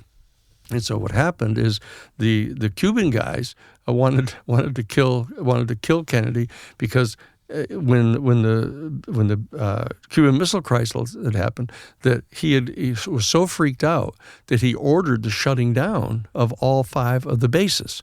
And who was freaked out? That Kennedy was so freaked out about how close they had come to having nuclear war that he promised Khrushchev that he was, because what happened is after the Bay of Pigs, Kennedy apologized, for having authorized the attempted invasion at the Bay of Pigs. Yeah, and there was declassified. There was 2 operations. I think one was called Northwoods, and there was another one. Maybe it was just Northwoods, where they were going to have Northwoods. They were going to fly a plane, a remote controlled plane, and blow it up, and say the Cubans did it. And they were also going to have some Cubans killing people in Miami and DC. 3 things. They were going to blow up an airplane and say that it had been done by Castro. They were going to attack Guantanamo base. They were actually going to dress up a number of Cuban refugees in Cuban military uniforms and attack and kill personnel at the Guantanamo military base. And they were going to blow up shopping malls in Miami, specifically targeting members of the Cuban anti-Castro Cuban refugee community, to blow them up, to totally make them hysterical, so that they would then be able to blame it on Castro. Right? So all that stuff was going on. But after the Bay of Pigs fiasco, Kennedy apologized and took responsibility for it. Right. And then what he did is he promised Khrushchev that he would stand down Operation 40, that was running the attacks under Nixon, that had been running the attacks on the island, against Cuba. And so Kennedy said he was going to stand them down. And then he went down to Miami and in the Orange Bowl did a big presentation to the Cuban community, that he gave them his solemn word that the flag of a free Cuba would fly over the island by the end of his second term. He gave them that promise, that solemn promise, right? And the problem is he didn't order them shut down. He had lied to Khrushchev, and they just transformed Operation 40 into a thing called JM Wave. And they ran it off the Miami base. They had a great big base called JM Wave, and they changed it from Operation 40 to Operation Mongoose was the code name for it, right? Right. Okay, but he continued to run it. And so what happened is when Khrushchev realized that Kennedy had lied to him after the Bay of Pigs and he was not standing down the operation, that's when he started sending the missiles in. Right. Okay, and so he put all those missiles in. And when Kennedy later in October of '62 found out about it, that's from April of 1960 when they actually had the Bay of Pigs thing happened. Almost 2 years later, in October, when they discovered that the missiles were there. But in the interim, what had happened is when the missile crisis came down in October of '62. Kennedy and Khrushchev, I said, were so freaked out by it that they started exchanging these letters, and that they were trying to have a détente, and they were going to be not only was Kennedy going to agree to shut down the bases, but he ordered the shutting down of the bases. And he said, this is for real this time. He had lied before saying they were going to close them down, and they didn't. But now he ordered them to close down. And Frank Sturgis from Swan Island, after receiving the order from the president to shut down all those bases, Frank Sturgis launched another attack against Cuba and sank a Russian ship in the harbor of Havana that could have caused a total shitstorm, and would have caused Khrushchev to think that Kennedy was lying to him again. So Bobby and John sent in 6 helicopter gunships filled with U.S. Marshals and burnt out Swan Island, the base, and arrested the people there, including Frank Sturgis and the guys. And they arrested them and charged them with the violation of the Neutrality Act. And the guys were furious at him, right? And then he released them after 3 days, saying that's a shot across the bow, knock it off, right? Mm-hmm. But then E. Howard Hunt over in the Everglades started planning a second attack against Cuba in complete defiance of the orders of the president to shut down those bases and cease and desist from that program. And Howard Hughes was getting set to do it again, and Kennedy and Bobby and John sent in the helicopter gunships and burnt out the base in the Everglades and arrested them all and charged them. And these guys were dedicated; they were going to kill his asshole, right? And that was all in October, November, December of 1962. All that happened, right?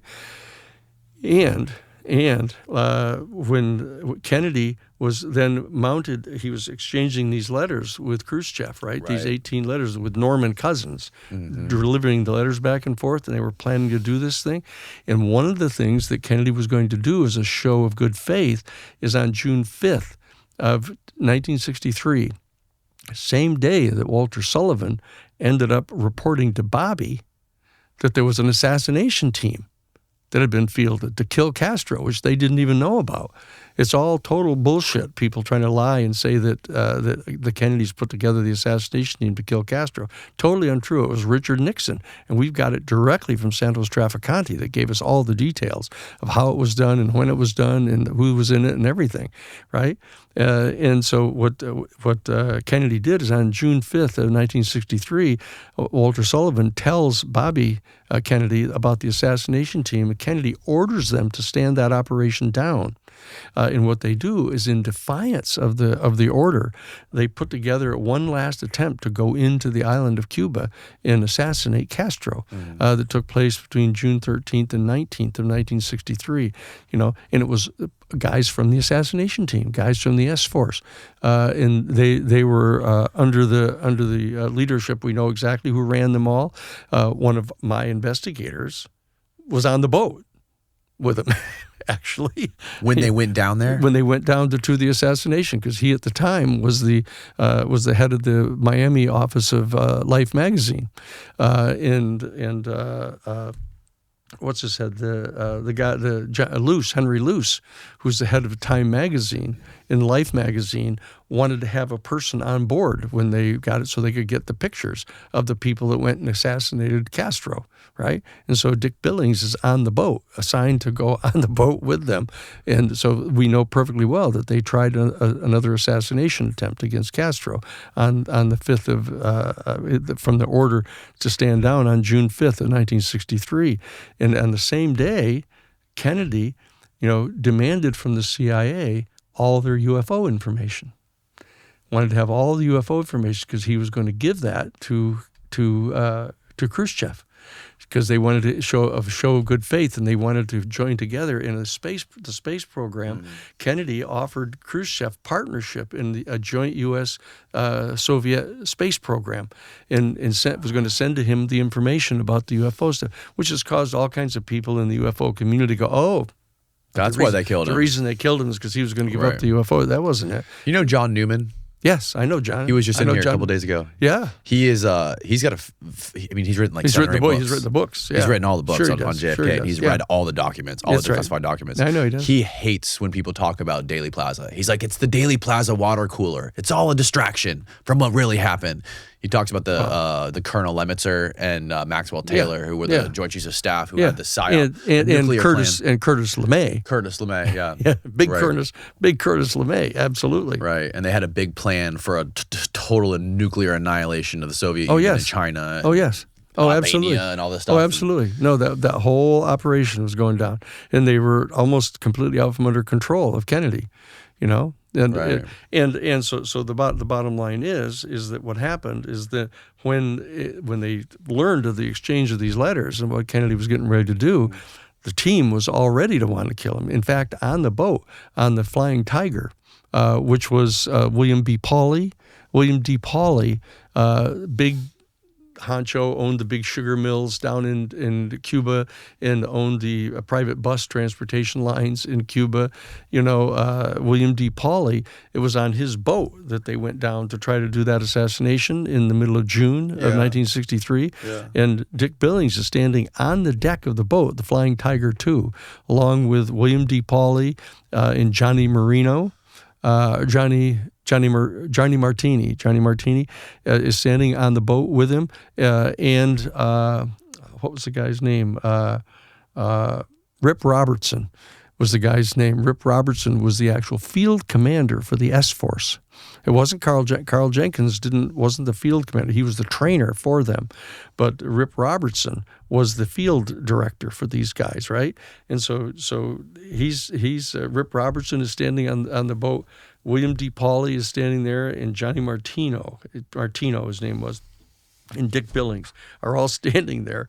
And Johnny Martino is just raging about the Kennedys, about what rotten bastards they are and how they lied, and they gave their word that they were going to have a free flag of Cuba flying over there, and he was raging like this. And William D. Pauley turned to Johnny Martino in the presence of all those guys and said, "Don't worry, Johnny, we're going to kill that motherfucker."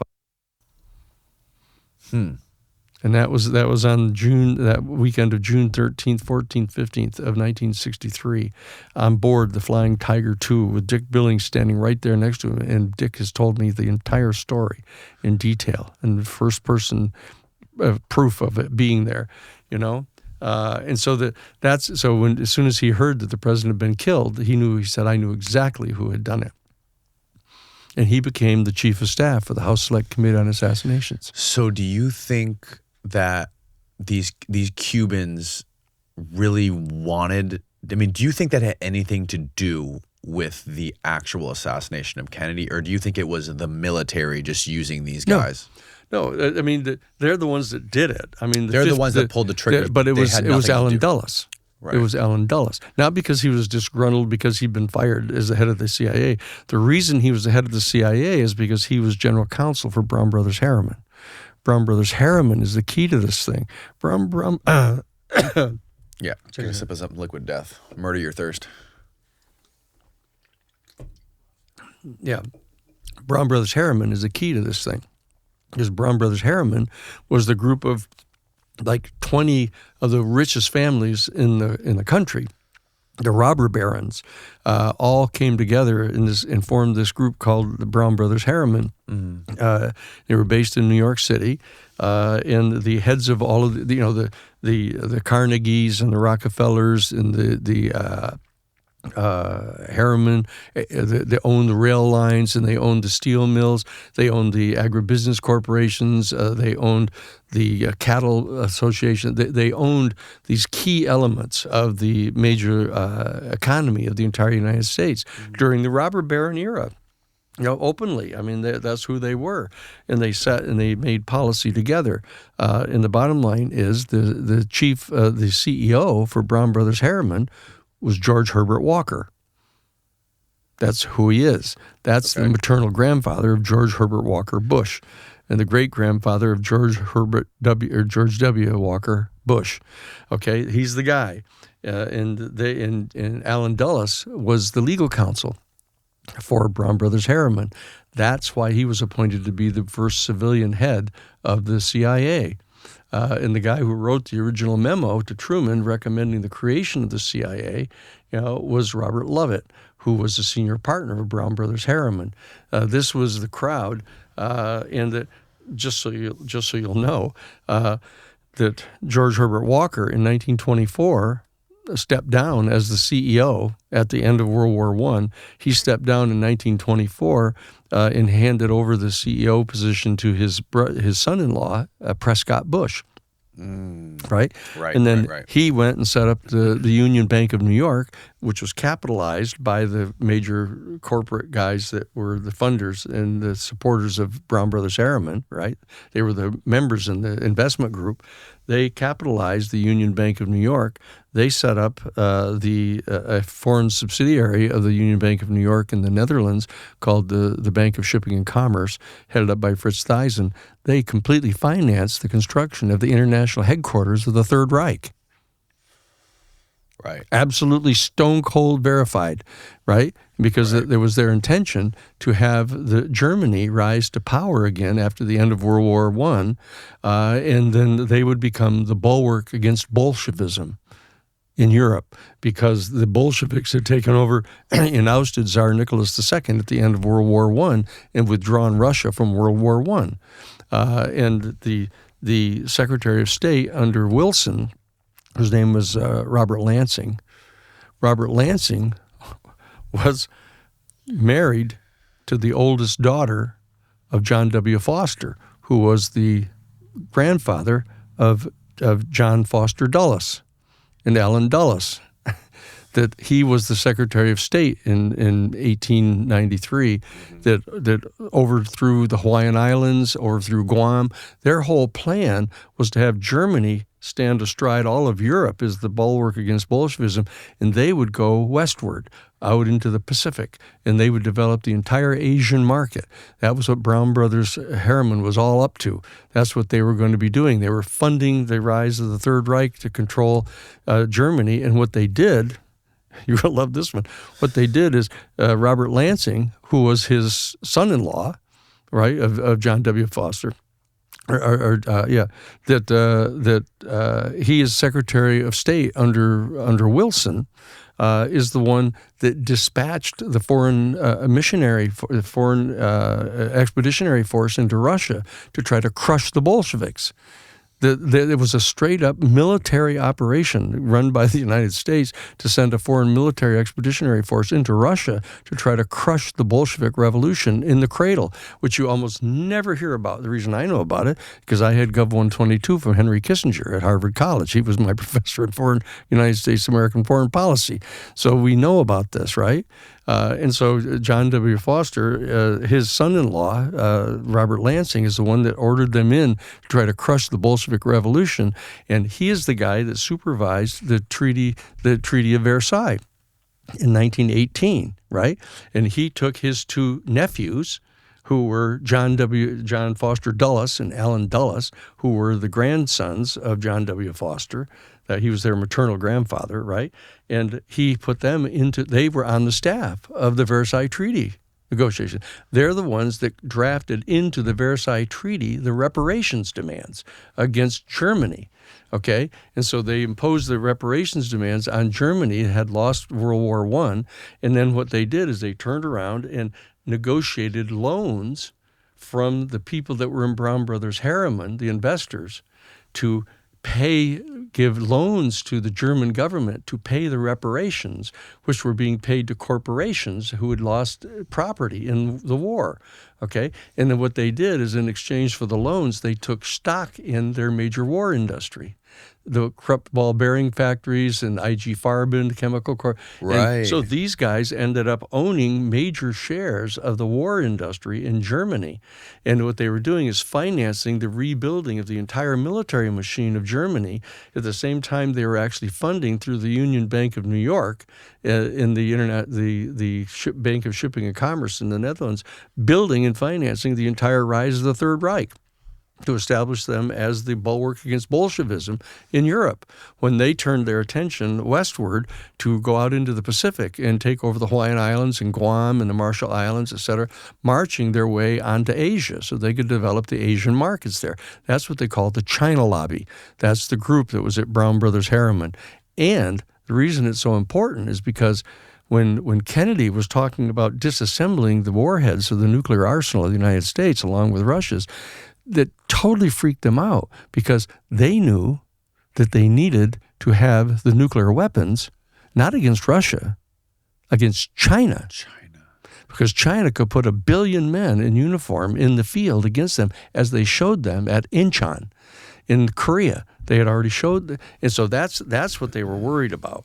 Okay, but also this was a specific time when we had the most nuclear weapons. Oh, absolutely. And Russia had the least. That's right. And Russia was willing to disband all the Russian missiles, and China was agreeing to never build any missiles if the United States would just stop building them and would disarm. And just like with poison gas at the end of World War I, the mustard gas, don't do this anymore. It's completely, a violation of all the rules of war. It's a complete violation of the just war theory. Nuclear weapons are inherently designed to destroy civilian populations by the millions. Right. It's a complete and total violation of the just war theory. And we wrote about this at Jesuit headquarters when I was there as general counsel in their social ministry office. Brian Hare wrote a major piece about the just war theory. And we got the Jesuit order to agree to condemn the mere possession of nuclear missiles as a mortal sin, because it's inherently designed to violate the premises of the just war theory. Oh, this is a little more complex than you need, but the bottom line is that we've been on top of this for years of monitoring what these people have been doing. Okay, and that's what they did. So that whole operation, when Kennedy being so traumatized at the coming right to the brink of thermonuclear holocaust, started exchanging the letters with Khrushchev to disassemble the nuclear warheads of the United States nuclear arsenal and all of Russia's, these guys said, that's it.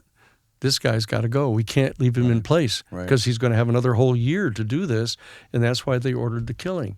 And the fact is, the team was there. It was fully prepared, fully trained. They had maintained an arm's length relationship from them. It wasn't tracked directly to the White House unless somebody ratted out Richard Nixon, right? And so what happened is, when Kennedy ends up getting killed and people said, holy shit, it's the S-Force that killed him, the agency rolled right into place. It started covering up everything, started destroying evidence, started lying, started doing everything because they were terrified that they'd be blamed for killing the president. Right. And Richard Nixon did the same thing. He was terrified that he was going to get blamed for killing the president. And so what happened is Lyndon Johnson reached out to Earl Warren, the Chief Justice of the Supreme Court, and said, we need to have you head up the Warren Commission to investigate the assassination. But the one thing you can't do not reveal the fact that there was an assassination team that was in the field to kill Fidel Castro. Because if that ever leaks out, people are going to think that Castro found out about the assassination team that the Kennedys put together to kill him, and probably killed him. And if they do that, we're going to be into World War III. And that's how he got Earl Warren to agree to chair the Warren Commission. And who he put on it to run the commission is Allen Dulles. Yeah, why did they get Allen Dulles to run the commission? Because he would be able to keep everything tight. Total keep it locked down. Right. Absolutely. And that's what they did. Felix Rodriguez wasn't a part of that team that killed Kennedy, though, right? Yes, he was. Stop. No, that's what I just got through telling you. He was on the S-Force. It was the S-Force. He was there in Dealey Plaza. Yeah. Yes, he was. Yeah. As was Ed Lansdale, as was Rip Robertson. There are photographs of Rip Robertson standing right there. Are there photographs of Felix there? No. Then No, how do we know not- for sure he was there? Because he was a major part of the S-Force. Yeah, but we have no proof he was actually there. There's Well, no photos. No, if you don't have photos, doesn't mean you don't have the proof. I mean, the fact Yes, it is, does. No. Oh wait, no. you need other kind of evidence. You need other evidence. You need a got paper trail. all kinds of evidence of who the S-Force was. And there's one guy remaining living who could tell everybody about it. But he hasn't done it yet. What evidence do we have that Felix was actually there though? Because Rafael Chichi Quintero told us so. Oh, Rafael Quintero. Because Quintero was there too. And Morales, the Indian, was the guy that pulled the trigger, that killed him from the knoll. That was Roger Morales. He was the ace shooter for the S-Force. What did Felix say when you deposed him? Well, he wouldn't talk about it. All they ever said is, I take the Fifth Amendment. Has he ever acknowledged anything about the team that was sent to Cuba to kill Castro, or?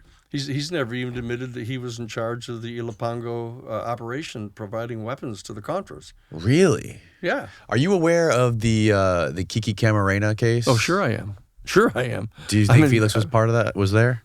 Well, it was Operation Condor that killed him, and Condor was based out of Pemex, out of the Mexican National Oil Corporation.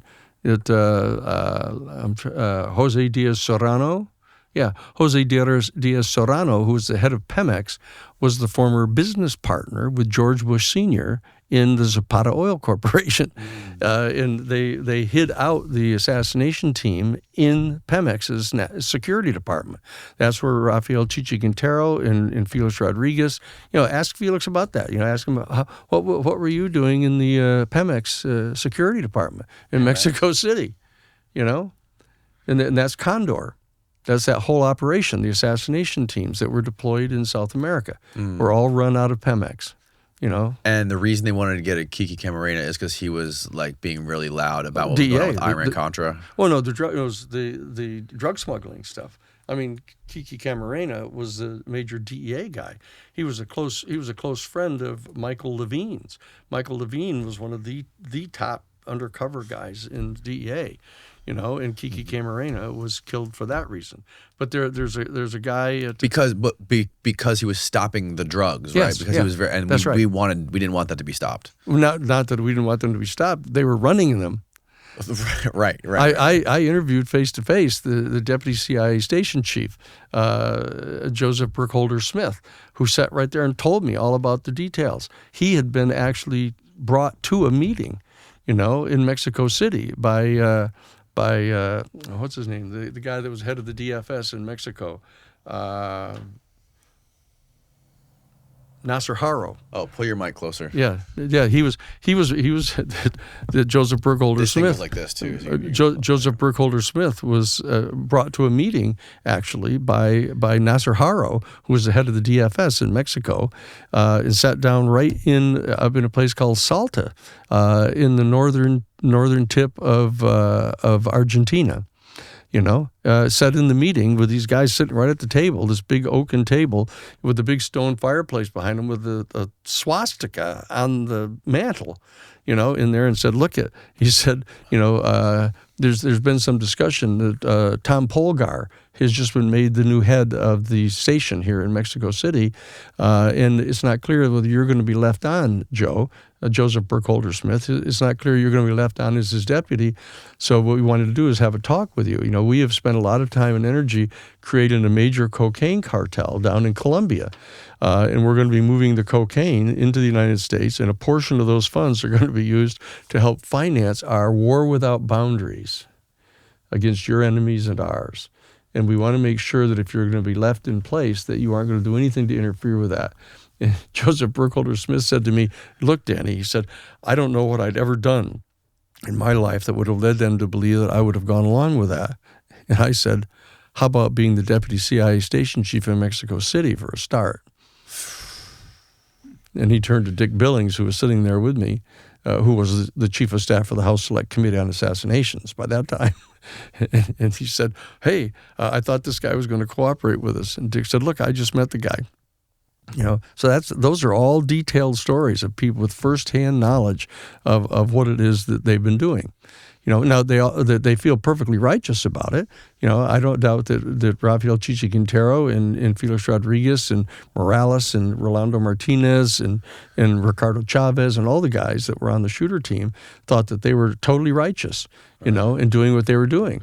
They ended up stopping the guy who was in their mind a total whoremonger, and a lying sack of shit who was president, who basically father bought him the offices that he got. That's how they viewed Kennedy. Yeah, that's how they viewed Kennedy, and he was getting set to use his power to disassemble the nuclear warheads of our entire nuclear arsenal, and so that they said, put the button on this guy. Wow. You're like a walking historical information machine. Well, I was at Jesuit headquarters for 10 years. They didn't get their reputation for nothing. The amount of knowledge you have is incredible, man. It is amazing to sit here and listen to you talk about some of this stuff. There are very few people who have got direct firsthand information directly from Santos Trafficante. About the details of putting together the entire assassination team. Now, and what its direct relationship is to the Watergate burglary. Yeah. Nobody knows about the sequentially numbered bills in Bernard Barker's pocket coming from the Banco International, except for Mark Flint. That he knew it. Right. And he's Deep Throat. Wow. That's who he is. Mark Felt. That's the guy. Why do they call him Deep Throat? That was the nickname that Bob Woodward gave him, because he was the source of Deep Throat in the Watergate burglary. He's the one that kept meeting with Bob Woodward in the garage and pointing him towards us. Follow the money. He said, follow the money. And as soon as they got to the money and they discovered that money that had been deposited into the committee to reelect the president had been deposited down in the Ogario account in Mexico City in the Banco Internacional, they said, "Oh, bingo, we've got Richard Nixon's committee to reelect the president funding the people in the Watergate Hotel. That's it, bingo. We're stopping right there." And they never went in deeper and discovered what the hell's the story on that particular fund that's down there. It would lead right back to the assassination team that killed the president. And they settled for it. Bob Woodward and Bernstein settled for the half a story. I mean, it was a big story that they got funds that had been given in a check from what's his name? He wrote the check that went into the bank, into the Banco Internacional down in Mexico City. From the committee to reelect the president. Now, McCone was head of the CIA. Yeah, he didn't know shit. They wouldn't tell him anything. But was Helms before Cone? Richard Helms? No, Helms got indicted, for lying to the Congress, for that he was lying and saying that one of the things he lied about is that the Phoenix program only killed 20,000 people, whereas they killed vastly more than that. Remind me what the Phoenix program Phoenix program was the political assassination program that was run by Theodore Shackley, who was the CIA station chief in Saigon, in that they were using money from the Vang Pao, the drug money from Vang Pao, to finance the Phoenix program. And Helms, the man who guards the secrets, he's the one that committed perjury to Congress to hide the family jewels, and ended up getting ousted. He was also the guy who burned all the MK Ultra documents, right? Well, it was under him. It was him personally, yeah. Oh. Just like the CIA burned all the videos of the Abu Ghraib torture sessions. Right. They were ordered by Congress to cough them up, and they burnt them all. Right. So what we're dealing with is a national security state that's out of control here. And they're completely self-righteous about what it is they think they're doing. Anybody who grew up in the same way that Felix Rodriguez did and Rafael Chichi-Quintero and those guys, their whole world is they're knowledgeable about what they view as the corrupt nature of Kennedy, You know, I mean, and they were all sharing the stories about, you know, him fucking anybody who would bend over, and, you know, and he was on drugs, and he was, you know, his back was out, and he was half on drugs. All, you know, that's the kind of stories that are going around inside all about him.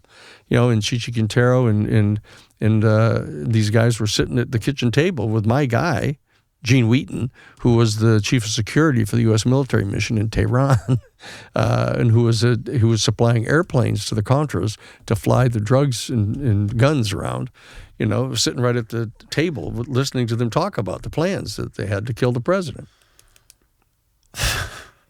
That is nuts, man. Yeah, but it's not. That's the problem. It really is, man. Like how do you... What is your worldview of the United States of America and the security state and like the whole military industrial complex and where we're headed? Are you at all optimistic with all this information that you know and the people that you've talked to and the cases that you've been involved with? Like, and even going back to like the Pentagon Papers, like look at where we're at now in the media. Like, I'm sure you're familiar with the Twitter files, right? Oh, yes. Where do you think all this is headed? Well, that I think, to be pointed, I think that the UFO issue presents the greatest possible opportunity for unveiling the lengths to which the national security state has gone in taking over the control of the government of the United States, and that they're fascists.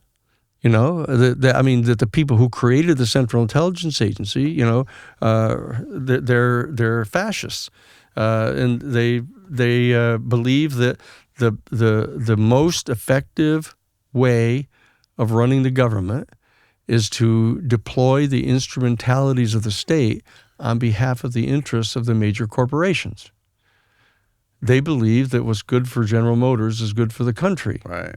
And that if you can, and they've got, you ought to get a copy of the 1992 United States Defense Department Policy Planning Guidance document that was put out directly after Gorbachev stood back.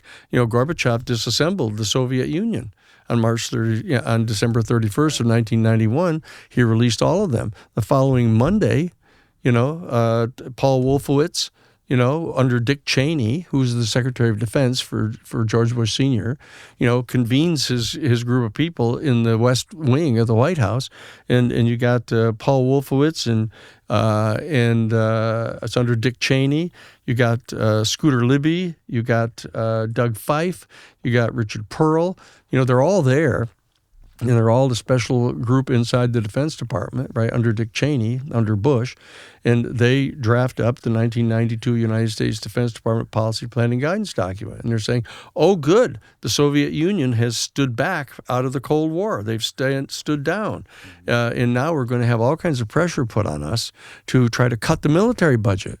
Because for the last 50 years, you know, we've been justifying spending now up to $700 billion a year on the military because we have to stop the Soviet Union from taking over the world, right? And that's the rationale that's been put forth for all this time for this massive military program. Right. You know, the United States spends more money on the military every year than the next 10 countries in the world. It's insane. Right? We got 800 military bases all around the world, you know, and we're invading places all over the place. That most people don't even know about. Like everyone focuses on Ukraine and what's going on in Palestine, but there's so many other wars that are going on. And what I'm saying is that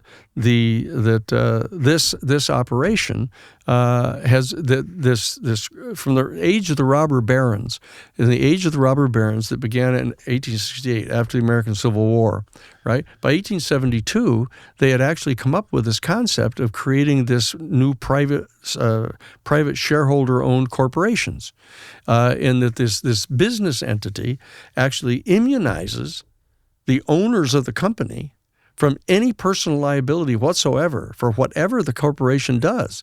That's an essential element of the creation of the new business vehicle of the private shareholder-owned corporation, so that the corporation itself is the only thing that's liable for anything the corporation does. Is the shareholders are completely immunized, and the board of directors are personally immunized, okay? And even the management people are personally immunized. You can only sue the company itself because the company itself is a person. you see. It wasn't the Citizens United was the first time that they came up with that idea. That was what the whole fight was about back in 1934 when the whole court packing issue with Franklin Roosevelt, when he was threatening to appoint more people to the Supreme Court. It was because the United States Supreme Court kept ruling consistently that corporations were persons who were entitled to fundamental rights under the Constitution, and therefore you couldn't interfere with, you couldn't regulate their advertising because it's free speech. And you couldn't interfere with their right to contract, which is a constitutional right that people have. The freedom of the contract is right in the Constitution. And so therefore you can't support labor unions because it's interfering with the right of the corporation to negotiate one-on-one with people for a contract for their employment. And they were ruling this over and over again, all right after the 1929 crash. By 1932, when Franklin Roosevelt was elected, Franklin Roosevelt started issuing all of these executive orders trying to get control over the excesses of the corporate investors in the corporations that had run roughshod over things, right? And so what he was doing is issuing all kinds of federal executive orders. And this group of people, Brown Brothers Harriman people, the DuPonts particularly, were engaged in planning a military overthrow of Franklin Roosevelt in 1934. That whole thing with General Butler, they tried to recruit him to mount a major military coup against the United States government. So this thing comes right out of the robber barons who had created this particular device, this business vehicle of a private shareholder-owned corporation that was deemed to be its own independent person, and liability ran just to the corporation, and all the rest of the people were immunized against any personal liability. And their mandate was to maximize the short-term profits for the purposes of giving shareholders, income from the income that they made. And that vehicle is a sinful structure. That's what we designated it as at Jesuit headquarters. It's an inherently sinful structure because it's driven by greed and self-interest and avarice. Right. And in fact, you can be dismissed as a member of the board of a corporation if you take into account the public interest. Right. It's called the doctrine of ultra vires. It's called, and it's a specific doctrine. It's in the books of the law over corporations.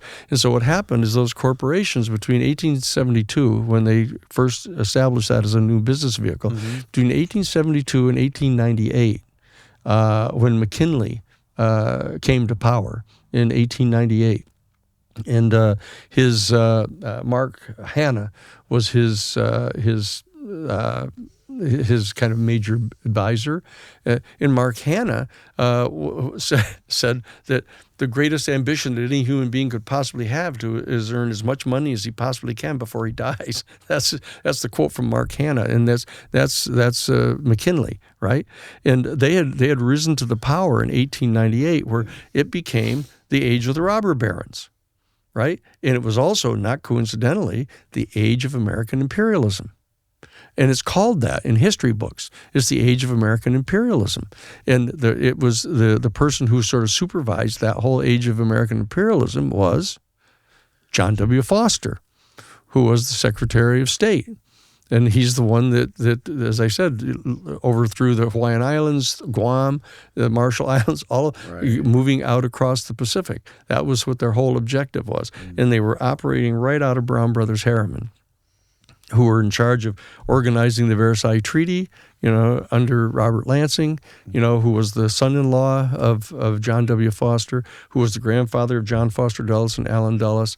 And Allen Dulles was the legal counsel for Brown Brothers Harriman, where these families were all together cooperating in planning how to take over the American government and how to put the instrumentalities of the government at the behest of the interests of the private corporations.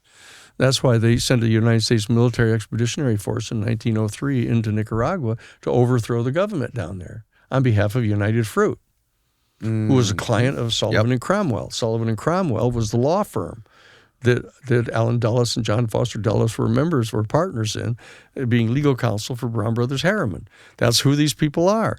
These people get up and put their pants on one leg at a time, just like anything else. If you investigate them closely enough, you'll find it. If you can remember the names of everybody. If you can remember the pattern of where they are, you go, oh yeah, there they are again. Oh, here they are again. Here's the bank. They're the ones doing it. And so we know who they are. We know what their lineage is. And we know that these are the people, for example, that in 1945, December, after the dropping of the atomic bombs on Hiroshima and Nagasaki, remember the Nazis in Germany had surrendered in May of 1945, right. But the Japanese had not. And so the Japanese knew that the entire Allied forces were going to turn their attention to Japan, right?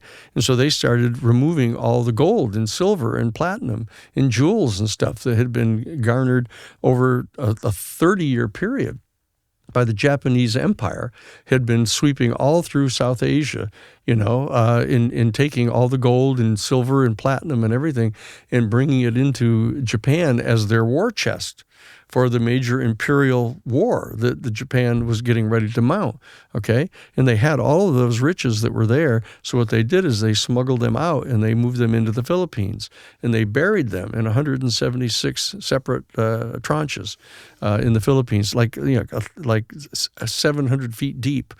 The huge mine shafts that they built, and they did it with slave labor, and the people who dug the mine shafts, and they buried 100. The Japanese were doing this. $100 billion each. Each trove, 176 troves of $100 billion each in gold. I mean, the photographs that you can see, they're shoulder-high stacks of gold bullion as big as football fields. You can see them, and they buried them under in the Philippines, right? And in the G2 for the United States Army in Manila was Edward Lansdale had been an OSS guy, and Truman disbanded the OSS as soon as the Nazis surrendered in May of 1945. So he distributed everybody from the OSS out around the world, right? And Ed Lansdale ended up being the G2 in Manila, and he knew that the guy who was in charge of gathering all of that gold and silver together was a guy named General Yakushima. General Yakushima was the guy who ran a thing called the Golden Lily, was the Chinese code name for the unit that was into pilfering all the gold and silver and platinum all through Asia and bringing it into Japan. And he supervised the burying of these 176 troves in the Philippines. And what happened is Ed Lansdale, when General Yakushima turned himself in and surrendered, after the Japanese surrendered, he kidnapped the driver for Yakushima and had him tortured to find out where some of these treasures were. And they actually found 12 of these out of the 176, $1.2 trillion at $32 an ounce of gold, which is now like $1,400 an ounce, right? And what they did is they punched one of those, and he, there they are. That this is people don't understand it. Yamashita, General Yamashita, is the guy that stored all this gold there. And Ed Lansdale got his hands on 12 of these troves for $1.2 trillion. He had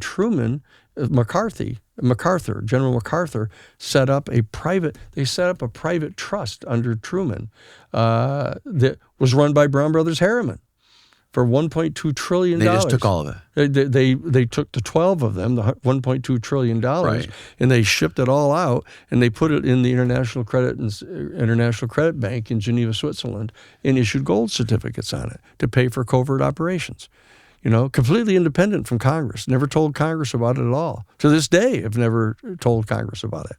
And they've been using it as covert operations. They still got some? They've got all of it still. They haven't run through. No, because what they've did is they issued gold certificates. They didn't have to do anything with the gold. They left it there. What they did is they issued gold certificates. They're just like bearer bonds, and they use them for cash. And it's a major source of funds for the covert operations. Wow. I mean, that's what we've been dealing with all this time. That's how people kept saying, how in the world do these people know all this stuff? They were going crazy because we set up the Christic Institute out of Washington, D.C., out of the Jesuit headquarters. We set up the Christic Institute as a 501c3 public interest law firm. And I had access to all these investigators out of Bailey's office. We had like 30 Class A licensed gun toters that were investigators for us, and we're in the public interest domain. Because most all of these guys want to be good guys, and that they've gotten perverted. They come in to try to do right, and they discover that the people they work for, major corporations, CIA or government agencies, that they're corrupted. And so we set up the Christic Institute, which gave everybody a chance to be good guys, and try to just find out what's going on and what they're doing.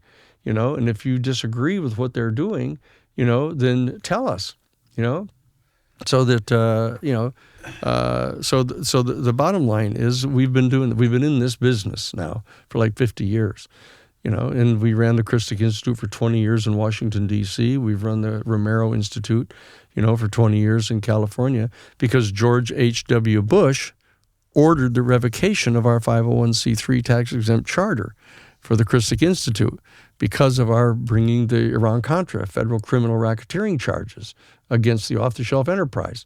And we just exposed everything about them and their drug smuggling and the assassination programs and everything.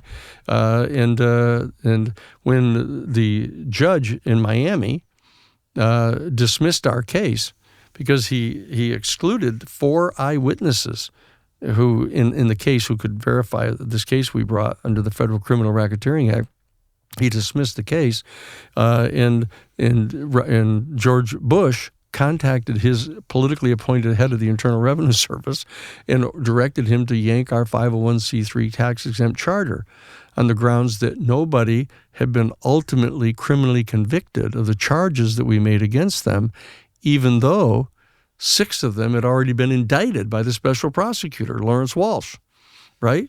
For exactly what we charged them with. And then he pardoned them after he was beaten in the 1992 election in November by Bill Clinton, but more importantly, by Ross Perot, who took 19% of the vote away from George Bush. Because Ross Perot was the guy, I was flying around in his Learjet with him, telling him all about this. And Ross Perot was the guy that brought the complaint to the FBI, to Bill Webster. And that's why they initiated the investigation of the Iran-Contra people. And so Ed Meese caught his hair on fire and freaked out and ran in and held an immediate press conference going, oh, what do you know, Faith and Bogota, we've discovered that there's this young renegade Lieutenant Colonel Oliver North who's run off and basically gone recruiting old retired military people, on the golf courses around Virginia and set up this kind of off-the-shelf enterprise. We better have a special prosecutor appointed, and I, Ed Meese, will draft up the charter to limit their investigation to whether the president directly authorized the transfer of the profits that were generated by the sale of TOW missiles to the Hezbollah to the Contras, under Adolfo Calero, whether he did that, and whether the president authorized that in writing. And if he did, then he could get in trouble. But if he didn't, then we're all okay. And so he crafted he crafted the charter for the special prosecutor in the Iran-Contra case so narrowly that he thought he was going to get away with it. And not only that, but the person they selected to be the special prosecutor to investigate it was Lawrence Walsh, a noted Republican. And it turns out Lawrence Walsh was the senior partner in Crow Dunlevy, which is the law firm we kicked the absolute shit out of in the Karen Silkwood case for $10.5 million. And they thought that he was just furious with us because we destroyed his reputation as a law firm, and we just mopped the floor with them in that case because we had everything on him, and they picked him to be the special prosecutor, and it backfired because he knew we were right. I mean, he'd already paid the price for not understanding that we knew what we were doing. And so we were the very first ones contacted by Lawrence Walsh to fill him in on what was going on. And he indicted the shit out of these people. He was going after all of them. And he was going after George Bush Sr., who was totally involved in it. You know, George Bush, who was the vice president under Reagan, is the one who coordinated the whole off-the-shelf enterprise as the head of the 5412 committee, just like Nixon had been under Eisenhower. He was the head of the 5412 committee as the vice president.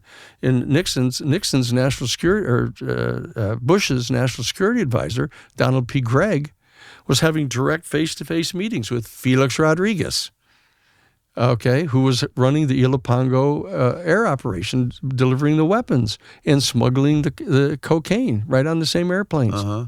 In fact, the head of the DEA took photographs of them loading the cocaine onto the planes and gave them to us, so that we had them. Another guy I've had on here who I'm nervous you might know who he is Rick Prado.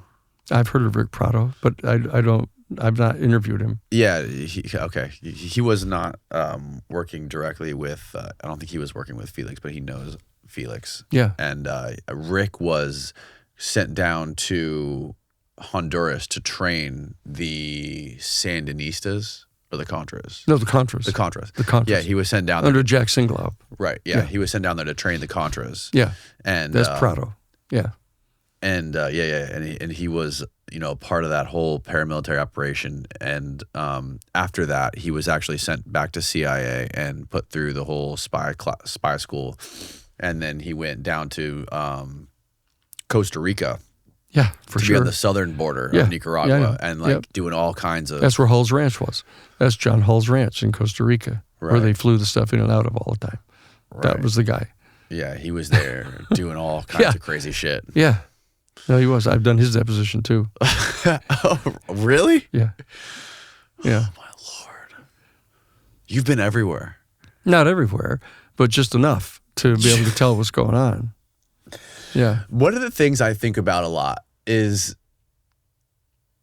if the military or some of these military contractors had information or had technology that would render them useless. Who them? Or render who them? That would render any sort of nuclear weapon or any sort of war machine completely useless, right? Like if there was some sort of technology they had that they didn't fully understand how to use that we knew was real, right? I'm not even going to talk about where it was from. Like say it was, who knows where it was from. Yeah, let's not pretend it's from the UFOs. Right. Let's pretend. Let's just say. Okay. Let's just say they found it washed up on a beach somewhere, and we had multiple of these things, and we knew other countries had these things too. Yep. What would they do if they had the technology, and they knew if whatever is behind the technology would completely change the world, and it would completely change the dynamic of nation states, right? Like if war was no longer a driving factor and it would destroy their business model because that's how they survive is from developing weapons and doing all this blue sky research on how to do all this sci-fi shit that DARPA's doing. It makes sense that they would want to keep it a secret. And I don't know what it would take to make that stuff come to light, and I don't see them letting go of it. Well, the problem is it's even worse than that. It's one step worse than that. That in the 1992 United States Defense Department Policy Planning Guidance document that I told you about that they drafted up, starting on the Monday morning after the dissolution of the Soviet Union, what they did is they put this document together and they said that the reason that we don't want to step back and reduce our military budget just because the Soviet Union has been disbanded now and that we've been rationalizing the $700 billion a year on the grounds that we had to protect ourselves against them. The reason that we want to increase the military budget because now we have the chance to establish full spectrum dominance over the planet. And the purpose of this will be to maintain, quote, to maintain our continued privileged access to the strategic raw materials needed by our major corporations. Okay? Because that's what they do. and they view that as they are Rome. They are the aggressor. Right. You asked me what my idea about the national security is. They are the aggressors on the planet. Okay? And what they're doing is they're working at the behest of the major corporations and the wealthiest families that own the shares of stock. It's just as bad as you think it is. You know, they view their job as securing their continued privileged access to the strategic raw materials. I've sat and had direct conversations with the people that will tell you that if there's some third world country that is sitting on some sort of major resource that turns out to be of real value economically or militarily for us, if we don't go get it first, China or Russia will go get it. So we'll go get it first. Right. And that's aggressive war. That is a violation of every single premise of a just war theory. Right. You are the aggressor. You are the bad guy. You know, I had the experience when I got ready to leave to go to college. I grew up with my aunt and uncle, and my uncle was the head of the Republican County Committee up in Warren County, up in northern New York, right? And I'm getting set to leave to go down to Boston to go to college. He brings me out. He's the head of he's the civil defense director for the whole county, and he goes out and we stand in our front yard. And from our front yard, you look north into Canada, and for 100 miles, all there are is forest, the Adirondack Forest Preserve, right? And Uncle Jim says to me, Danny, he says, you're going down to college now. I don't want you to become a communist, you know, going down there. He said, you know, I want you to look out here now. There's going to be a day will come when the Russians are parachuting into our hometown. And I want you to commit to me right now that when the Russians parachute into our town, that you will fight against them. And I said, look, Jim, Jim, the Russians aren't going to be parachuting into our hometown. I said, but I'll tell you what I will do. I will take an oath to protect the Constitution of the United States against all enemies, foreign and domestic. Right. And then I left, okay? I go back down to go to college, right? I'm in, before I get to Harvard College, I'm in Special Forces, right, for 2 years, right, in the 5th Special Forces. And I'm out at Fort Devens. We're getting set to do the halo jump, you know, the high altitude. Yeah. We're getting set to do the halo jump. And they bring in a Spec 4 from 5th Army Special Forces. And he's sitting there telling us, look, okay, now you gotta remember now, you know, when you jump into the night, you know, you're up at like 38,000 feet, you jump out, you know, you time your drop. And he said, when you drop in, he said, you got to make sure anybody who sees you come in, you got to kill them immediately and bury them with your chute.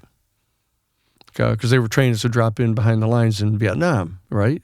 And he said, and I said to him, I'm standing there with our unit, and I say, well, wait a second, what if it's women or children? Kill them, he said, and bury them with your chute. We're the fucking Russians, I said. That's exactly what Uncle Jim was hypothesizing, of them jumping into our fucking neighborhood, right? And here we are going 8,000 miles away, jumping into the neighborhood of people that have been there for 5,000 years. And we're jumping into their neighborhood, and I'm sitting here being told at Fort Devens, you know, in Special Forces, that you jump in and you kill the women and children if you have to, and bury them with your chute. And I turned around right then, and I walked right out of the place. Turned around, walked away, and Captain Campbell, our commander, said, Sheehan, where the fuck do you think you're going? I turned around, I said, don't look at somebody around here is fucking nuts, I said, and it ain't me. And I turned around and walked out and never went back. You know, they freaked out and drafted me and you know, all that shit. And I ended up going to Harvard College. Fuck you, I said. I go to Harvard College and I studied American foreign policy under Henry Kissinger. I studied all about the Vietnam War. You know, I got to be one of the point briefers from Harvard Law School to the United States Senate, briefing them on the Cooper-Church Amendment as to how they could constitutionally cut off all the funds for the Vietnam War, right? And I ended up being the lawyer for the Pentagon Papers case to reveal all of this so we could stop the fucking war, right? And so I took this personally. You know, this is a violation of everything that we've been taught. You know, what these people are doing is a violation of everything that we've been taught. They are the bad guys. They are the bad guys. And there are decent guys that go into the military because, you know, they need a job or they need training and stuff. Right. And they get tasked to do all this stuff. And by the time they get buried into this military culture, you know, all they're doing is blindly doing whatever it is they're told. And they invade places and kill people, and then they end up justifying killing somebody because they killed my buddy, and here you are 8,000 miles away. What are we doing invading the Middle Eastern oil fields? It's just completely obvious. We invaded the Middle Eastern oil fields based on a complete, absolute fabricated lie that Saddam Hussein was in possession of nuclear weapons, and we go ho-hum. Oh, well, okay, I guess that was a big fat lie. We've been in and killed tens of thousands of people, spent hundreds and hundreds of lives of American men and women, for what? To occupy the Middle Eastern oil fields. Why? So that we could control the Middle Eastern oil for our country and keep China from getting it. Okay? Right. So, that's what's happening here. So that's the answer to your question. What do you think about all this national security state? Right. I think the national security state is fascist. I think that they are devoted to the proposition that the entire instrumentalities of the state should be put at the disposal of the private interests of corporations. And that is fascism. That's exactly what Mussolini wrote his major essay about on fascism. That is exactly what the idea of fascism is. Mm-hmm. Okay, and that's what they're doing. And they're justifying aggressive wars, to go get the resources because somebody else will do it. And they keep on buffaloing everybody that the Soviet Union was planning on taking over the world. That's our job, as George Carlin used to say. That's our job, And that's what they're doing. They're attempting to establish full spectrum dominance over the planet through 800 military bases, through over $1 trillion a year.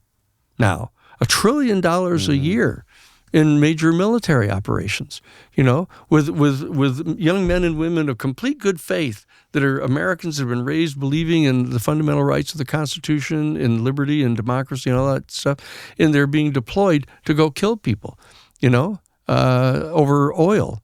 That is so that Donald Trump and the guys can say, we are the number one producers of energy now in the world. We are producing more oil than Saudi Arabia. Yeah. And they're our allies, Saudi Arabia, so it's, that's what I think, and that's why I went to the Jesuits to be legal counsel for them. Because they're the ones that are devoted to trying to instill the fundamental Judeo-Christian social ethics that we've all been taught as young men and women, in our high school civics courses and everything else. Our job is to make that stuff real, and you can hold them up to it. You can confront them with it, to say, look, here's the promises that we've been made. Here's the promises we've been made all through our being raised in high school and college and everything else, and we intend to do that. And, and that's why we're still alive, is because the guys say, wait a second, these kids actually believe this stuff. That's who we are. And they say, who the hell are these people? They're getting all this information. It was Felix Rodriguez. They said, how I hate that we keep bringing him up. No, they said that catch this. Oliver North believed, and I know this because he told Ross Perot this, that they believed that the source of our information in the Iran-Contra case was Felix Rodriguez. Really? That's what they thought. And they were going to have to try to get rid of him as the head of the Ilopango air operation because we had such good information about we knew the flight numbers, we knew the tail numbers, we had the shipping invoices with the serial numbers on the weapons. F those people, man. We had these guys dead to rights. And they said it has to be Felix. Okay? It wasn't. It was Chichi, who was his number two, who was just giving us the information. Pantero.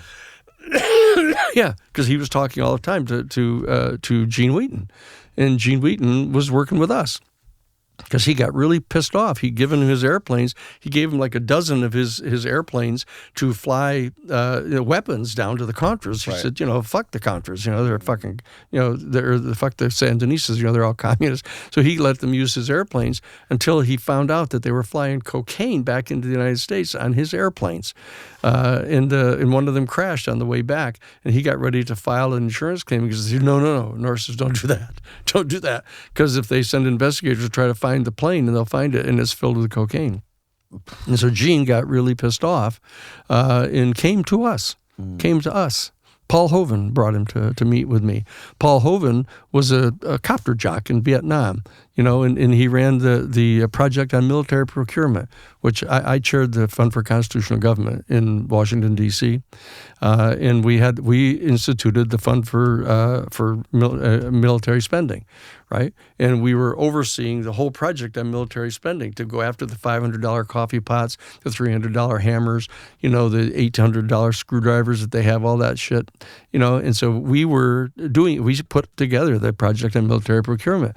And Paul Hoven was one of the consultants we had because he was an expert on military hardware, right? And so he would tell us exactly what the Bradley fighting machine, for example, the Bradley fighting machine, if it took a direct hit amidships, it would totally blow up and kill everybody all around it because it could be defeated with an armor-piercing shell, and it was loaded with military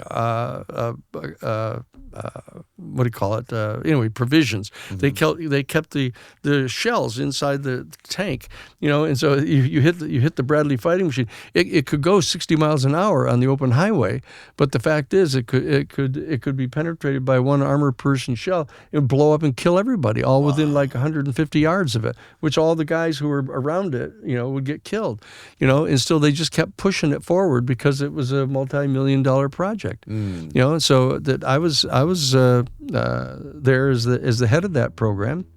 We put that together. We put together the Institute for Corporate Responsibility, which was the original whistleblower protection group for the Fund for Constitutional Government. We did all that out of the Fund for Constitutional Government when I was at the Jesuit headquarters. I got recruited by the people Stuart Mott helped fund that thing. So they asked me to become the chair of it because they knew I was a serious person when it comes to the Constitution. Right. And so we set up all those different programs then. And that's how I got to meet Paul Hoven. And Paul Hoven was at a meeting of the Heritage Foundation. If you know what that is. The Heritage Foundation is somewhere to the right of Attila, and they've got this foundation in Washington, D.C., where they're all, they're the ones that built the entire, A Mandate for Leadership, that great big 500-page book that they gave to Ronald Reagan when he became president, and he instituted all those beliefs and stuff. And Hoven was at one of these soirees they were having there, and there was Gene Wheaton standing there at the bar drinking, and they got talking back and forth. And Wheaton started crying in his beer over the fact that his airplane had been shot down, filled with cocaine. Oh no! And so Paul Hoven knew me because he was our consultant at the project on military procurement. And so he came to me and he said, "Danny," he said, "I know that you guys have been looking into this weapons smuggling operation going on down to the Contras, which everybody's denying is happening, and you're sure it is happening. But I've got a guy who I think may know something about it." So he sets up the meeting in a safe house out in Virginia, and I go out and sit down with Gene Wheaton. After probably half an hour, 45 minutes, he realized that I knew a lot. And that he became convinced that I was serious about this. And I was no spy for Cuba or, Soviets or anybody. I was just an absolute American who believed in the Constitution and had been given the privilege of getting to go to Harvard College and Harvard Law School and Harvard Divinity School. And I had all kinds of contacts because I'd been in Bailey's office and I knew all kinds of stuff from being on the Pentagon Papers. And so he agreed to work with us because he was pissed off about what they were doing. And that's how we learned that Theodore Shackley, who was the CIA station chief in Saigon, was also the guy who put together the off-the-shelf enterprise. It wasn't Oliver North at all. It was Theodore Shackley, who was the hand-picked head of covert operations for the CIA worldwide by George H.W. Bush when he was the director of the Central Intelligence Agency. And this guy was the fucking protege of Reinhard Gehlen, who was the head of the Waffen-SS Third Reich, anti-Soviet and anti-Eastern Bloc intelligence for the Third Reich. And this guy, Theodore Shackley, was his protege in Europe, in the 101st Counterintelligence Corps, when Gehlen turned himself in at the end of World War II. And Shackley was his translator. And he went with him and translated stuff and brought him to Fort Hunt at the end of World War II and helped persuade everybody to let him become the head of West German intelligence. And so Reinhard Gehlen, who was the head of the Waffen-SS Third Reich, anti-Soviet and anti-Eastern Bloc intelligence, was the head of West German intelligence for 26 years and was the primary source on intelligence against the Soviet Union to our United States Central Intelligence Agency. And Theodore Shackley was his protege. It was in the original class of the Central Intelligence Agency, along with Michael Harari, who was chief of security for Noriega and his drug smuggling. You know, these are the guys that we're talking about here. You know, and what I'm saying is that I think that the UFO issue is got the widest constituency of any issue of public policy. Everybody wants to find out about the UFOs. Everybody wants to find out about the fact that there's extraterrestrial intelligence and they're coming and going from the planet. All the Republican senators are in support of our bill. All the Democratic senators in support of our bill, except for McConnell, Mitch McConnell, and one guy from Alabama. One of the senators from Alabama. All the other senators. All 98 other senators are supportive of our 60-page bill. Right. And virtually all the members of the House. I've got meetings with AOC sitting there with Gates, with Matt Gaetz, sitting having cordial conversations about how they agree that the Congress has the right to have all this information because it's rotten and unconstitutional for the unelected people in the military and in the intelligence community to be secreting this information. What do you think about the story? I don't know if I'm sure you've heard of it, but Annie Jacobson talks about in her book Area 51. She has a major source who was an EG&G engineer. Mm-hmm. And, I know EG&G. Yeah, he told her he was like towards the very end of his life when he was giving her information for her book, but he said that the Roswell crash was a drone piloted by Stalin, containing a humanoid. There was a Nazi guy that Stalin got that was like I always forget his name, but he was like a surgery guy. He was in charge of like doing all this crazy like surgical experiments, manipulating people. And he did this surgical manipulation on like kids with Down syndrome and made them look like aliens and crashed them in there to sow panic and chaos in the U.S. What do I think about that? And then, hold on. Yeah. And then she went back towards the end of her research years later and she goes, why wouldn't you say something about this? She's like, this makes them look terrible. If you guys found out the truth and could find evidence proving that Stalin was behind this, why wouldn't you do that? And the EG&G engineer said, because we started doing the same thing. He literally said that they started doing the surgical stuff, experimenting on kids. It's all a total brain fart. I mean, you can get extraordinarily intricate stories by people who are total psychopaths, and they're completely convincing because even some of them believe it themselves. It's not true. I'm the guy that helped expand the telegram in the hand of General Ramey. The famous picture of him kneeling down next to the weather balloon. Kneeling down there, and you can look at he's got a telegram, a cable in his hand. You can see it. I always said, that guy's got a fucking cable of some sort in his hand there. But you can't read it from the photograph. Right. And so, like 1995, I'm doing a talk, giving everybody a briefing on the John Mack case. That was still underway at that time. I'm out at the International UFO Congress out in Laughlin, Nevada, and a guy comes up to me after I do my briefing on the Mack case. And he says, Mr. Sheehan, he said, I've got something really important I need to talk with you about. Could you come up and meet me up in my room? And I went, I think I better bring somebody with me. So I get another friend of mine. We go up.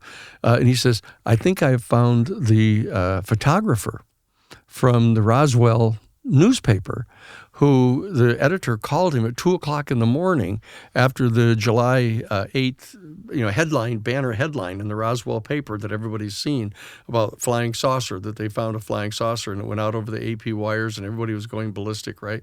And he gets a call at 2:00 in the morning from the editor of the paper and says that General Ramey has flown in from Texas and he's demanding that we send a photographer out right now because they want to get the photographs and put them on the front page of the paper for the morning. And he goes out, and here's Ramey, with Marcel and the rest of the guys, and they're all still up, and they've got a weather balloon kind of spread out on the floor, and he's kneeling down next to the weather balloon, and he's got this cable in his hand. You can see the telegram, and so this guy says, "I think I may have found the photographer that took the picture," and I said, "Great!" I said, "If you can find out and it's the right guy, see if he's got the negatives." If he's got the negatives, we might be able to digitize them and blow these things up, and we can read the telegram, right? So he does. He goes and finds the guy. Sure enough, it's the guy. Sure enough, he's got the negatives. Sure enough, we get them blown up and digitized, right? And it says right in them, we had to do some computer stuff with, where the consonants and vowels were to be able to fill in where some of the wrinkles were that were in the thing. But it says, bring the disc to right field and bring the bodies. Okay? Now, and so that we know that it was real. It wasn't any weather balloon, and all the guys that are there, I mean, they know what a weather balloon looks like. Well, that story would fit in with the EG&G engineer story. It's not even close to a weather balloon. I mean, this was a huge craft. He said it was a drone. He said it was like a flying saucer that they literally piloted with bodies. Anybody can make anything up. Anybody can make anything up. And we've seen them. I mean, look at Corey Goode, the guy that I told you about. Corey Goode went on and on for dozens of appearances. He went on and went into great detail about how we had interstellar craft. Yeah, but this source, he was a confidential source. He was completely remained anonymous. She never named the guy or anything. And she said that why would he admit the fact that he went and did it too? Do you realize how many people that have come to me to tell me that they knew what the Watergate burglary was about? And what the Kennedys, who killed Kennedy, and all that, and the people hiding in the drain and all that shit. I mean, they go on and on and on, Right. And it's just that's what I'm saying. Why you have to have the ability to. I mean, we could slap this guy on a psychological stress evaluator, it's just that they notice that we've got like a dozen witnesses.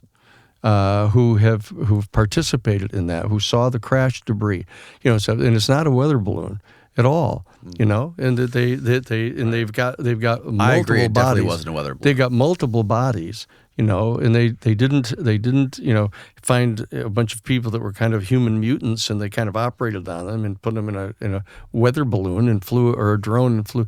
They didn't even have drones then, Well, they had stuff the Horton brothers were working on. The Horton. Have you seen the flying saucer type object that the Horton brothers developed? Well, there were a number of them that were trying to be developed. The Nazis were working on. Right, exactly. Which may well have been a result of the craft in 1933 that was recovered in Italy. Right. So, but they weren't able to figure out the technology of this thing. See, that's it there.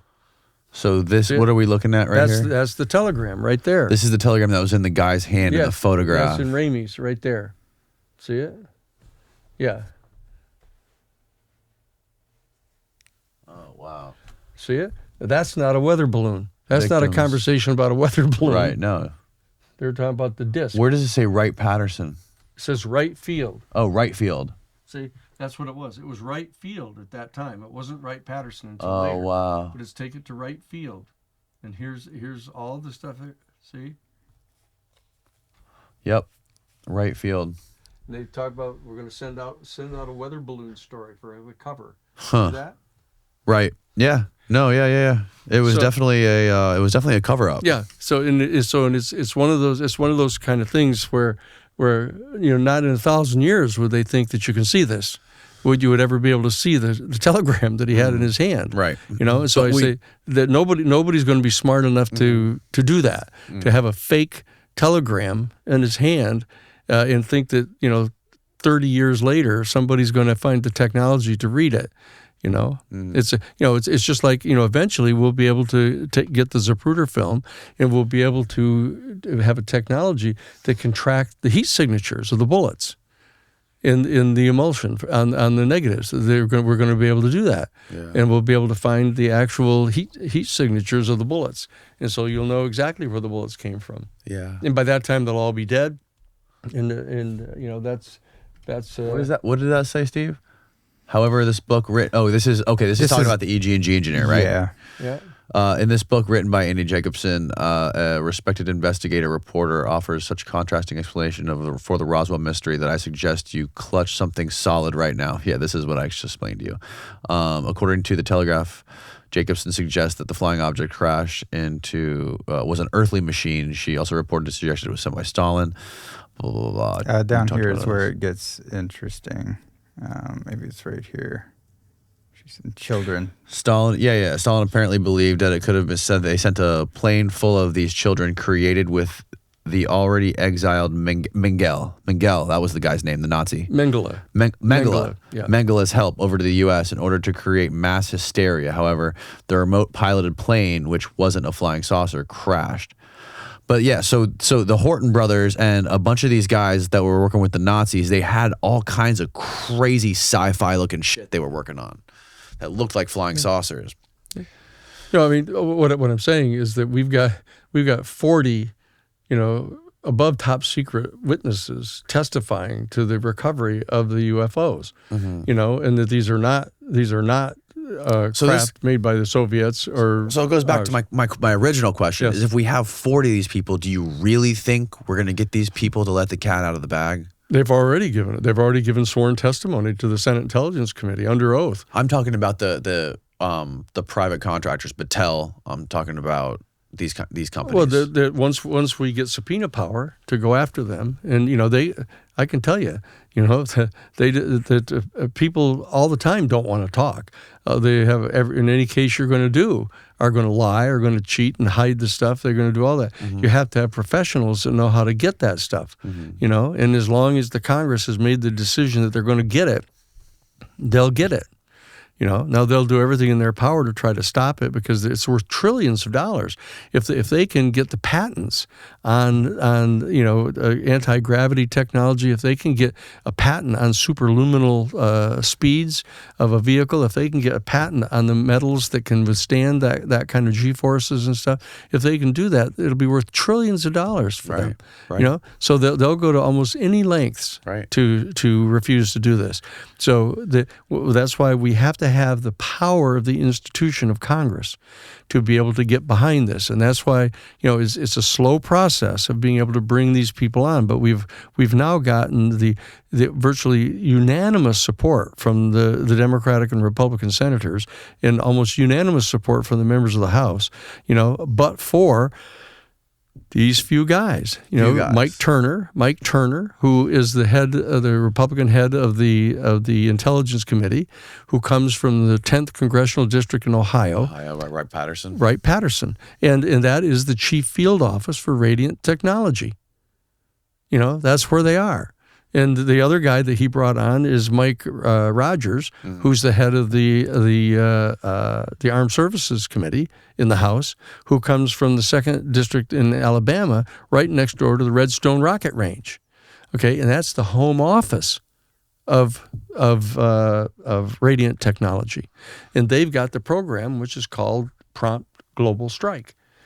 They're the ones that are trying to use the technology of the craft to propel American nuclear missiles that can be launched stateside and hit in the center of China or Russia within 2 minutes. And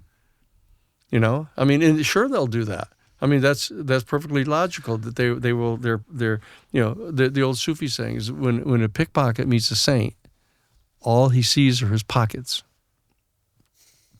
And so these guys live in the world of as soon as they see, a crashed UFO, man, we can make a weapon out of that. Yes, exactly. Because that's their life, that's their job, that's the prism through which they see everything.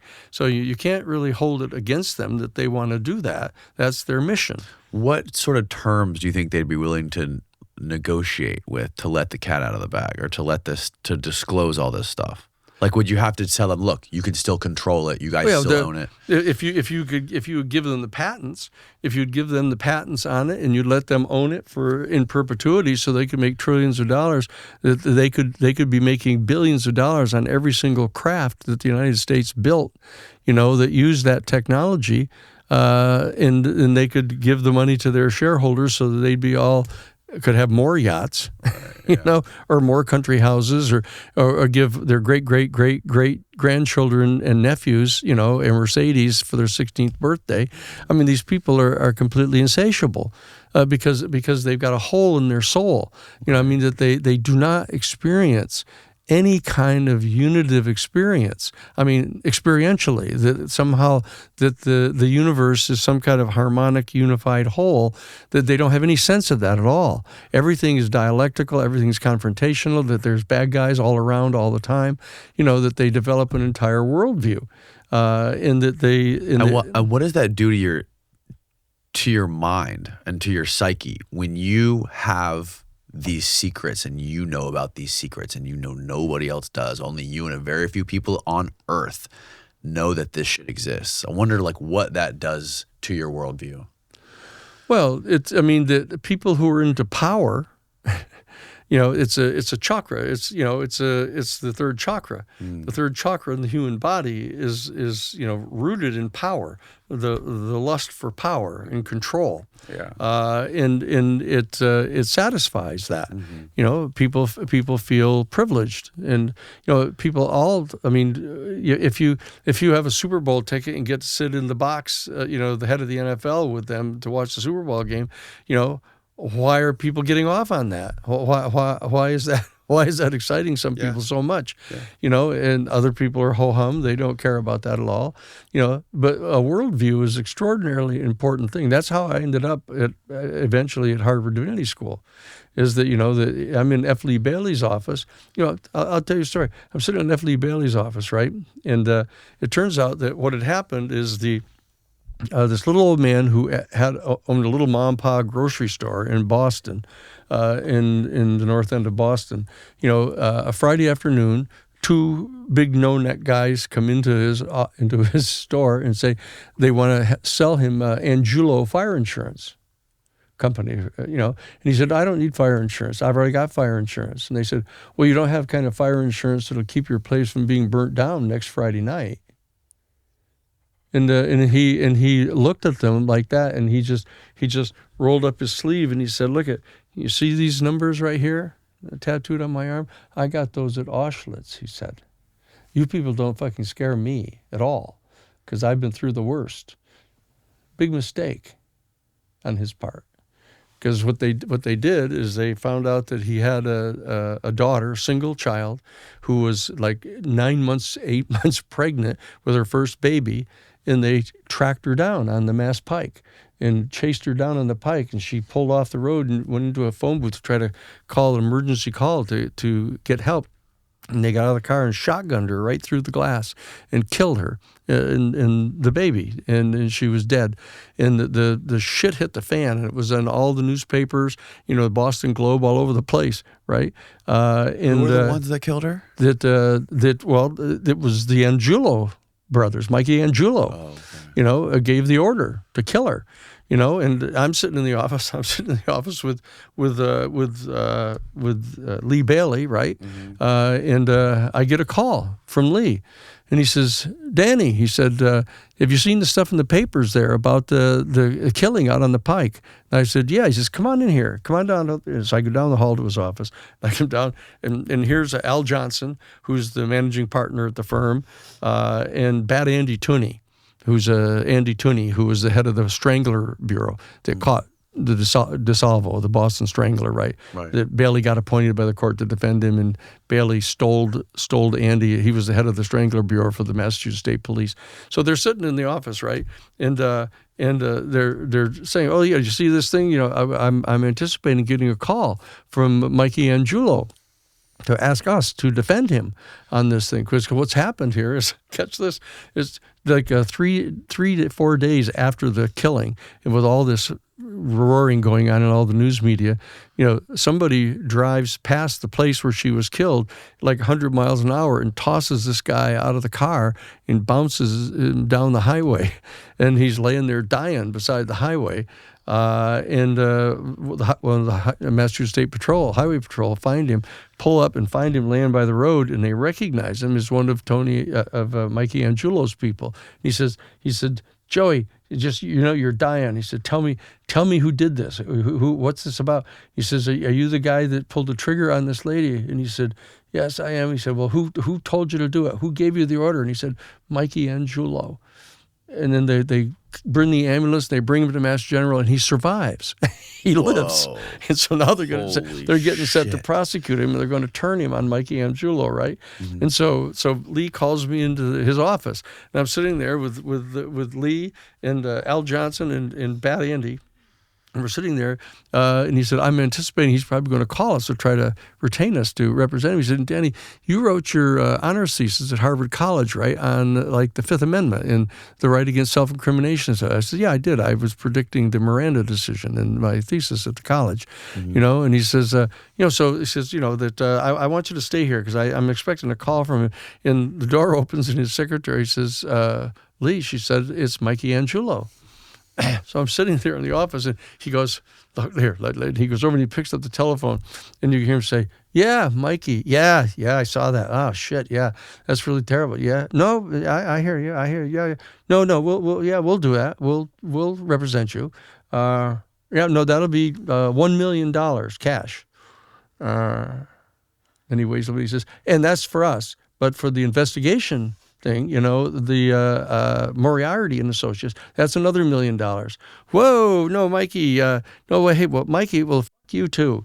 He said, look at, if you want to call, and he slams the phone down on him like that.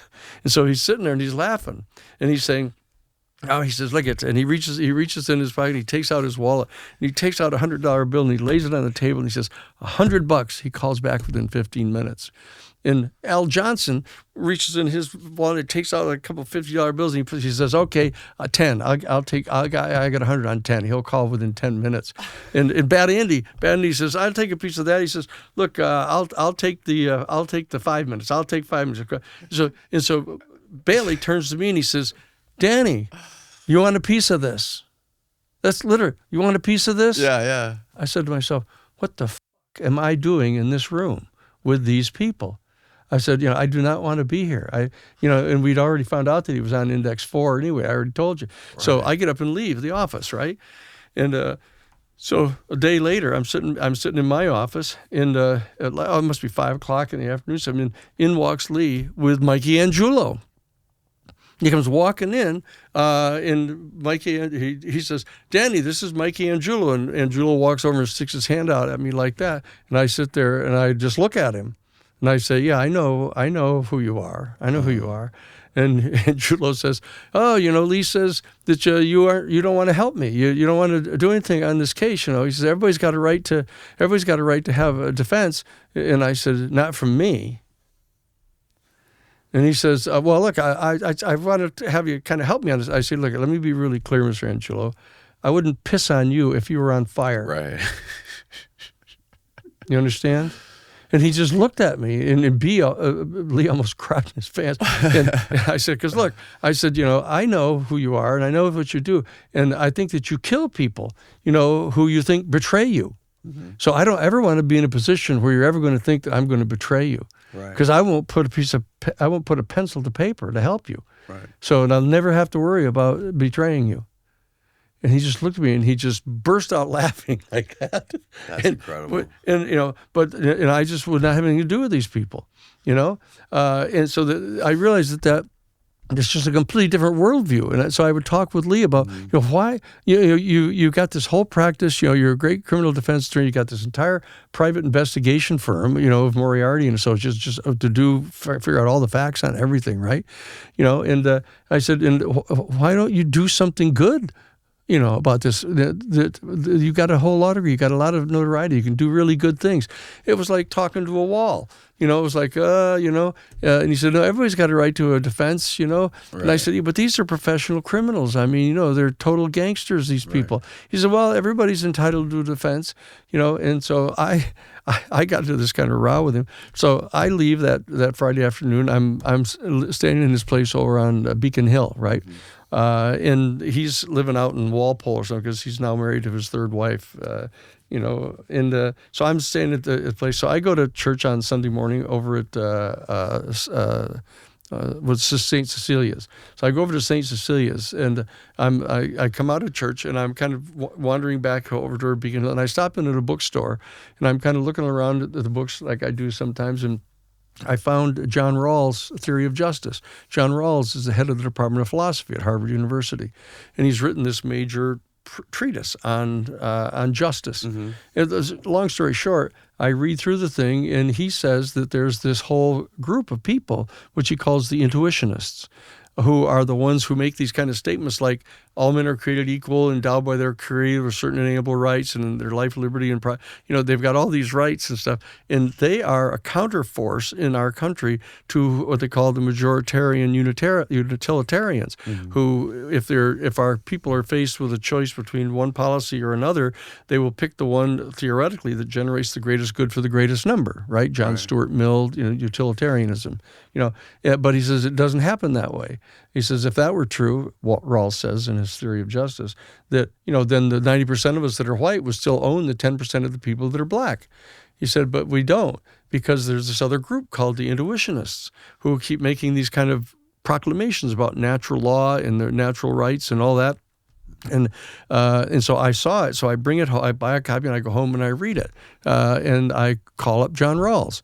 And I talked to his secretary, and I'm saying, I graduated from Harvard College and Harvard Law School, and I did this and did that, and I'm waving the school tie through the phone at her. And I said, I'd like to get a chance to talk to Professor Rawls, about this, about his new book. And so she calls me back a little bit later, and she says, okay, you can get 30 minutes, Wednesday afternoon. So I go over and sit down with John Rawls, the head of the Department of Philosophy at Harvard University, and I start talking to him about what's caused me to come and talk with him about this. Because, I've got this thing with Lee Bailey. I've been at the Cahill firm. The Cahill firm was trying to get me to represent the Arkansas, Missouri Power Company that was trying to buy an all-black company and raise the rates, and I wouldn't do it, And so the bottom line is I was explaining this all to him, and he ended up talking me into coming back to Harvard, to coming back and doing a master's and a PhD in comparative social ethics, comparing and contrasting different worldviews. And it was there that I began to really study and find out that people have completely different worldviews about things. And we got to understand what the underlying premise was of different people's worldviews that are even unconscious. They don't even know sometimes what they believe. And so I ended up doing the work there, and that's why I got recruited by Jesuit National Headquarters, because I'd been writing some papers and stuff in my master's work. And Father Roger Couture, who teaches the course at Harvard Divinity School on the theological underpinnings of human rights, called me in and said, he said, look, I'm astonished here at these papers you've been writing and the work that you've been doing on this. Are you aware of the fact, I can tell that you're Catholic, he said, from the way you're writing. He said, but, and I checked out, you're not married or anything. He said, are you aware of the fact that the Jesuits, that the Father General of the Jesuits, Pedro Arrupe, has called all 100 provincials of the Jesuit order into Rome to do some major treatise on social justice. And they're going to create a new national headquarters in Washington, D.C., and they're looking for a general counsel. And I've recommended you. Would you be willing to do an interview with them? And so I said, sure, and so I did. And they asked me to become general counsel at the Jesuit headquarters. So we had 10,000 Jesuits all around the world. We got doing social justice documents. And the turns out that the Jesuit order has become a huge source of all the social justice documents that are being published by the Catholic Church. And Pope Francis, who's the first Jesuit in history to ever become Pope, And so that I was right there at the international headquarters, where we were dealing with, liberation theology, all the stuff in South America. And I knew all the people. I knew Gutierrez. I knew everybody who writes these things.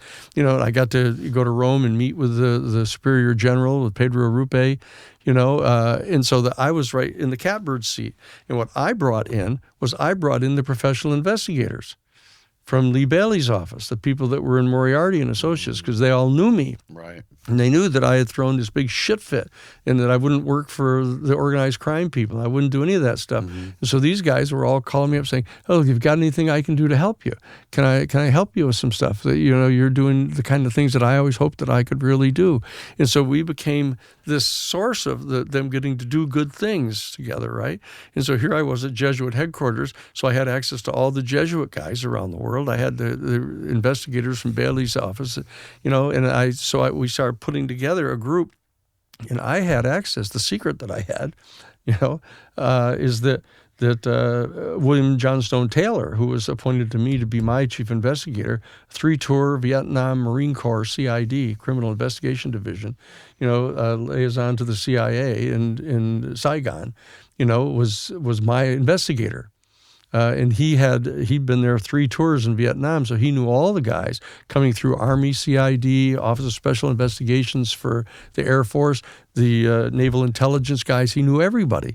And these guys, after they would do like a 2-year tour in Vietnam, they would leave the military, and they'd go into Secret Service, into FBI, into CIA, U.S. Marshal's offices, district attorneys, investigators, all over the country. Wow. And so I had all these guys that when Taylor would call them up and say, "Look, I got a job for you. I want you to help us." And on board they were like that.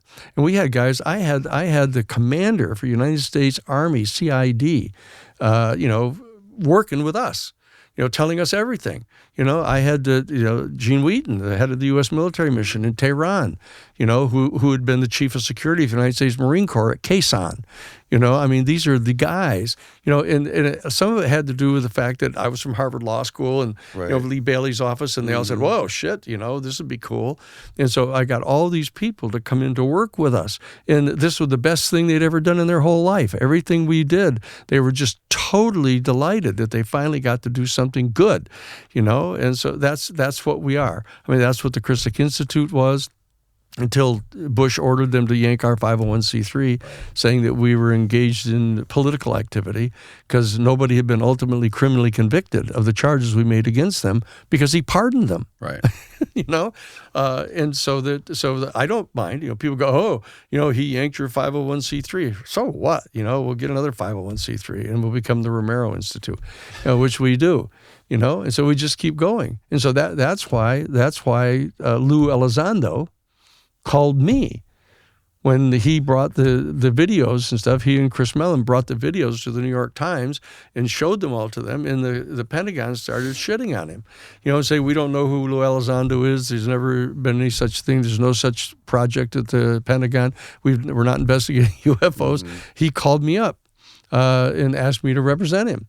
And so we put together the complaint with the Inspector General's office of the Defense Department. It wasn't just a whistleblower defense. It was challenging them for lying to the American people and lying to Congress, that this is unconstitutional for you guys to be lying to Congress and concealing this information from them.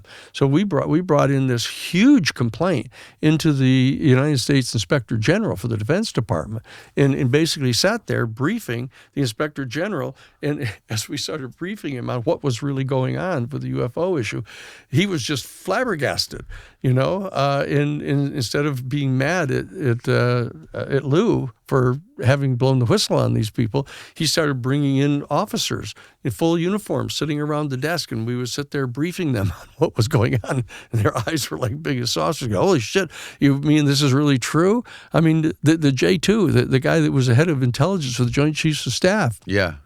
was briefed out of this thing. He wasn't allowed to ask any questions about it at all. And he was the chief of intelligence for the Joint Chiefs of Staff, and he wasn't even allowed to ask any questions about it.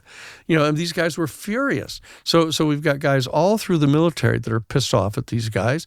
We've got all the people in Congress and the House and Senate that are pissed off at these guys for lying to them and saying there's no such program going on at all. And they're embezzling billions of dollars billions of dollars out of the defense budget, saying that they've appropriated the money for some particular project, and they're really putting it over into trying to back engineer the technology so they can build a weapon system, to be able to strike into the heart of Russia, in 2 minutes, Right. Which is going to totally destabilize the entire geopolitical structures that have been put together to stop nuclear war. They've signed an agreement that they won't have first strike weapons. And this is an attempt to get around, the whole treaty, because they consider the people in the State Department fucking commies. That's what they do. They think that they're not really solely in defense of our national interests. Right. That they're trying to make treaties with people and negotiate. They hate the United Nations. They hate treaties with other countries, NATO. That they're into. They're fucking fascists. Is what they are. And that's what they're into. And they think that it's perfectly appropriate. If they think it's perfectly appropriate to engage in utilizing their military and their intelligence resources to garner privileged access to the strategic raw materials of the planet. What else is there? That's what they think is okay. And that's their job. And unfortunately, the way the institutions are set up is that is, in fact, what they've been tasked to do. And so they're totally loyal to that, and they're totally devoted to doing it. And they view the elected representatives as temporary employees, who come and go. They're the BMOC types, the big men on campus that used to be the president of their fraternities, and they're a bunch of phonies, and all they want to do is parade around and be celebrities, and they hold them basically in disdain, including presidents. Right. And you say, now, what does that mean from a constitutional point of view? I don't believe that I'm naive about it. I don't believe that I'm fell off some melon wagon like I'm some country bumpkin or something. I happen to believe this stuff, and I believe that we can make it true. Thank you so much for coming all the way down here and doing this. We just did almost 4 hours, and that was incredible. The amount, like I said before, the amount of knowledge and history that you have in your mind and is absolutely astonishing. And I'm really grateful for you coming down here, man. No, I'm delighted to come. I want to talk to the people about these things. Yes. That I haven't been talking about these things for people for years, but I said, this is the issue. I'm just going to bring all of that to bear, because the misdeeds of the national security state, which I've talked about in a number of different areas, all come to roost on this thing. That they believe that they actually are entitled to keep secret from the people the fact that there's an extraterrestrial civilization of people coming and going from our planet, and that our people are engaged in trying to back engineer their craft to develop weapon systems. I'll do one story in closing on this, is that Hal Puthoff, I don't know if you know Hal. Yeah, I'm familiar with him. Hal Puthoff told us that he was meeting with Bill Clinton back during 1992 in the Clinton administration when the Lawrence Rockefeller and the people were talking about trying to consider putting this information out, right? He's at a meeting, and the science advisor for Bill Clinton is there. And so Hal says to him, he says, what do you think is really the source of all the pushback that we're getting on trying to get this information out? And the science advisor says, let's go outside where I can talk to you, which tells you something about what they're worried about, the kind of surveillance and stuff that's going down against the political people. Wow. He said, so he goes outside and he said, here, let me give you an analysis, he said, of what I think the problem is here, of why they're pushing back so hard. He said, there's a story about this little old man who's on his way back from somewhere. He's coming home at night, early in the evening, and he's walking through this field, and he looks down and he sees this light, like in the grass, and he leans down, and it's a frog. And the frog has this little light like on top of its head. And he reaches down and picks, this is Hal Puthoff telling me the story. He said this is the answer, this is what the science advisor told him, is the answer for why they're pushing back like this. He said, and the little man reaches down, picks up the frog, and he recognizes that it's a crown. The little light is a crown on the head of the frog. And the frog looks up at him and says, I'm not a frog, I'm a princess. I'm a beautiful princess, and I've been turned into a frog by this evil sorcerer. And all you have to do is kiss me. You kiss me, and I'll turn back into this beautiful princess, and you and I will be married, and we'll have many great children, and we'll be able to rule our place with peace and justice. And the little man looks at her, and he says, At my age, I think I'll settle for having a talking frog.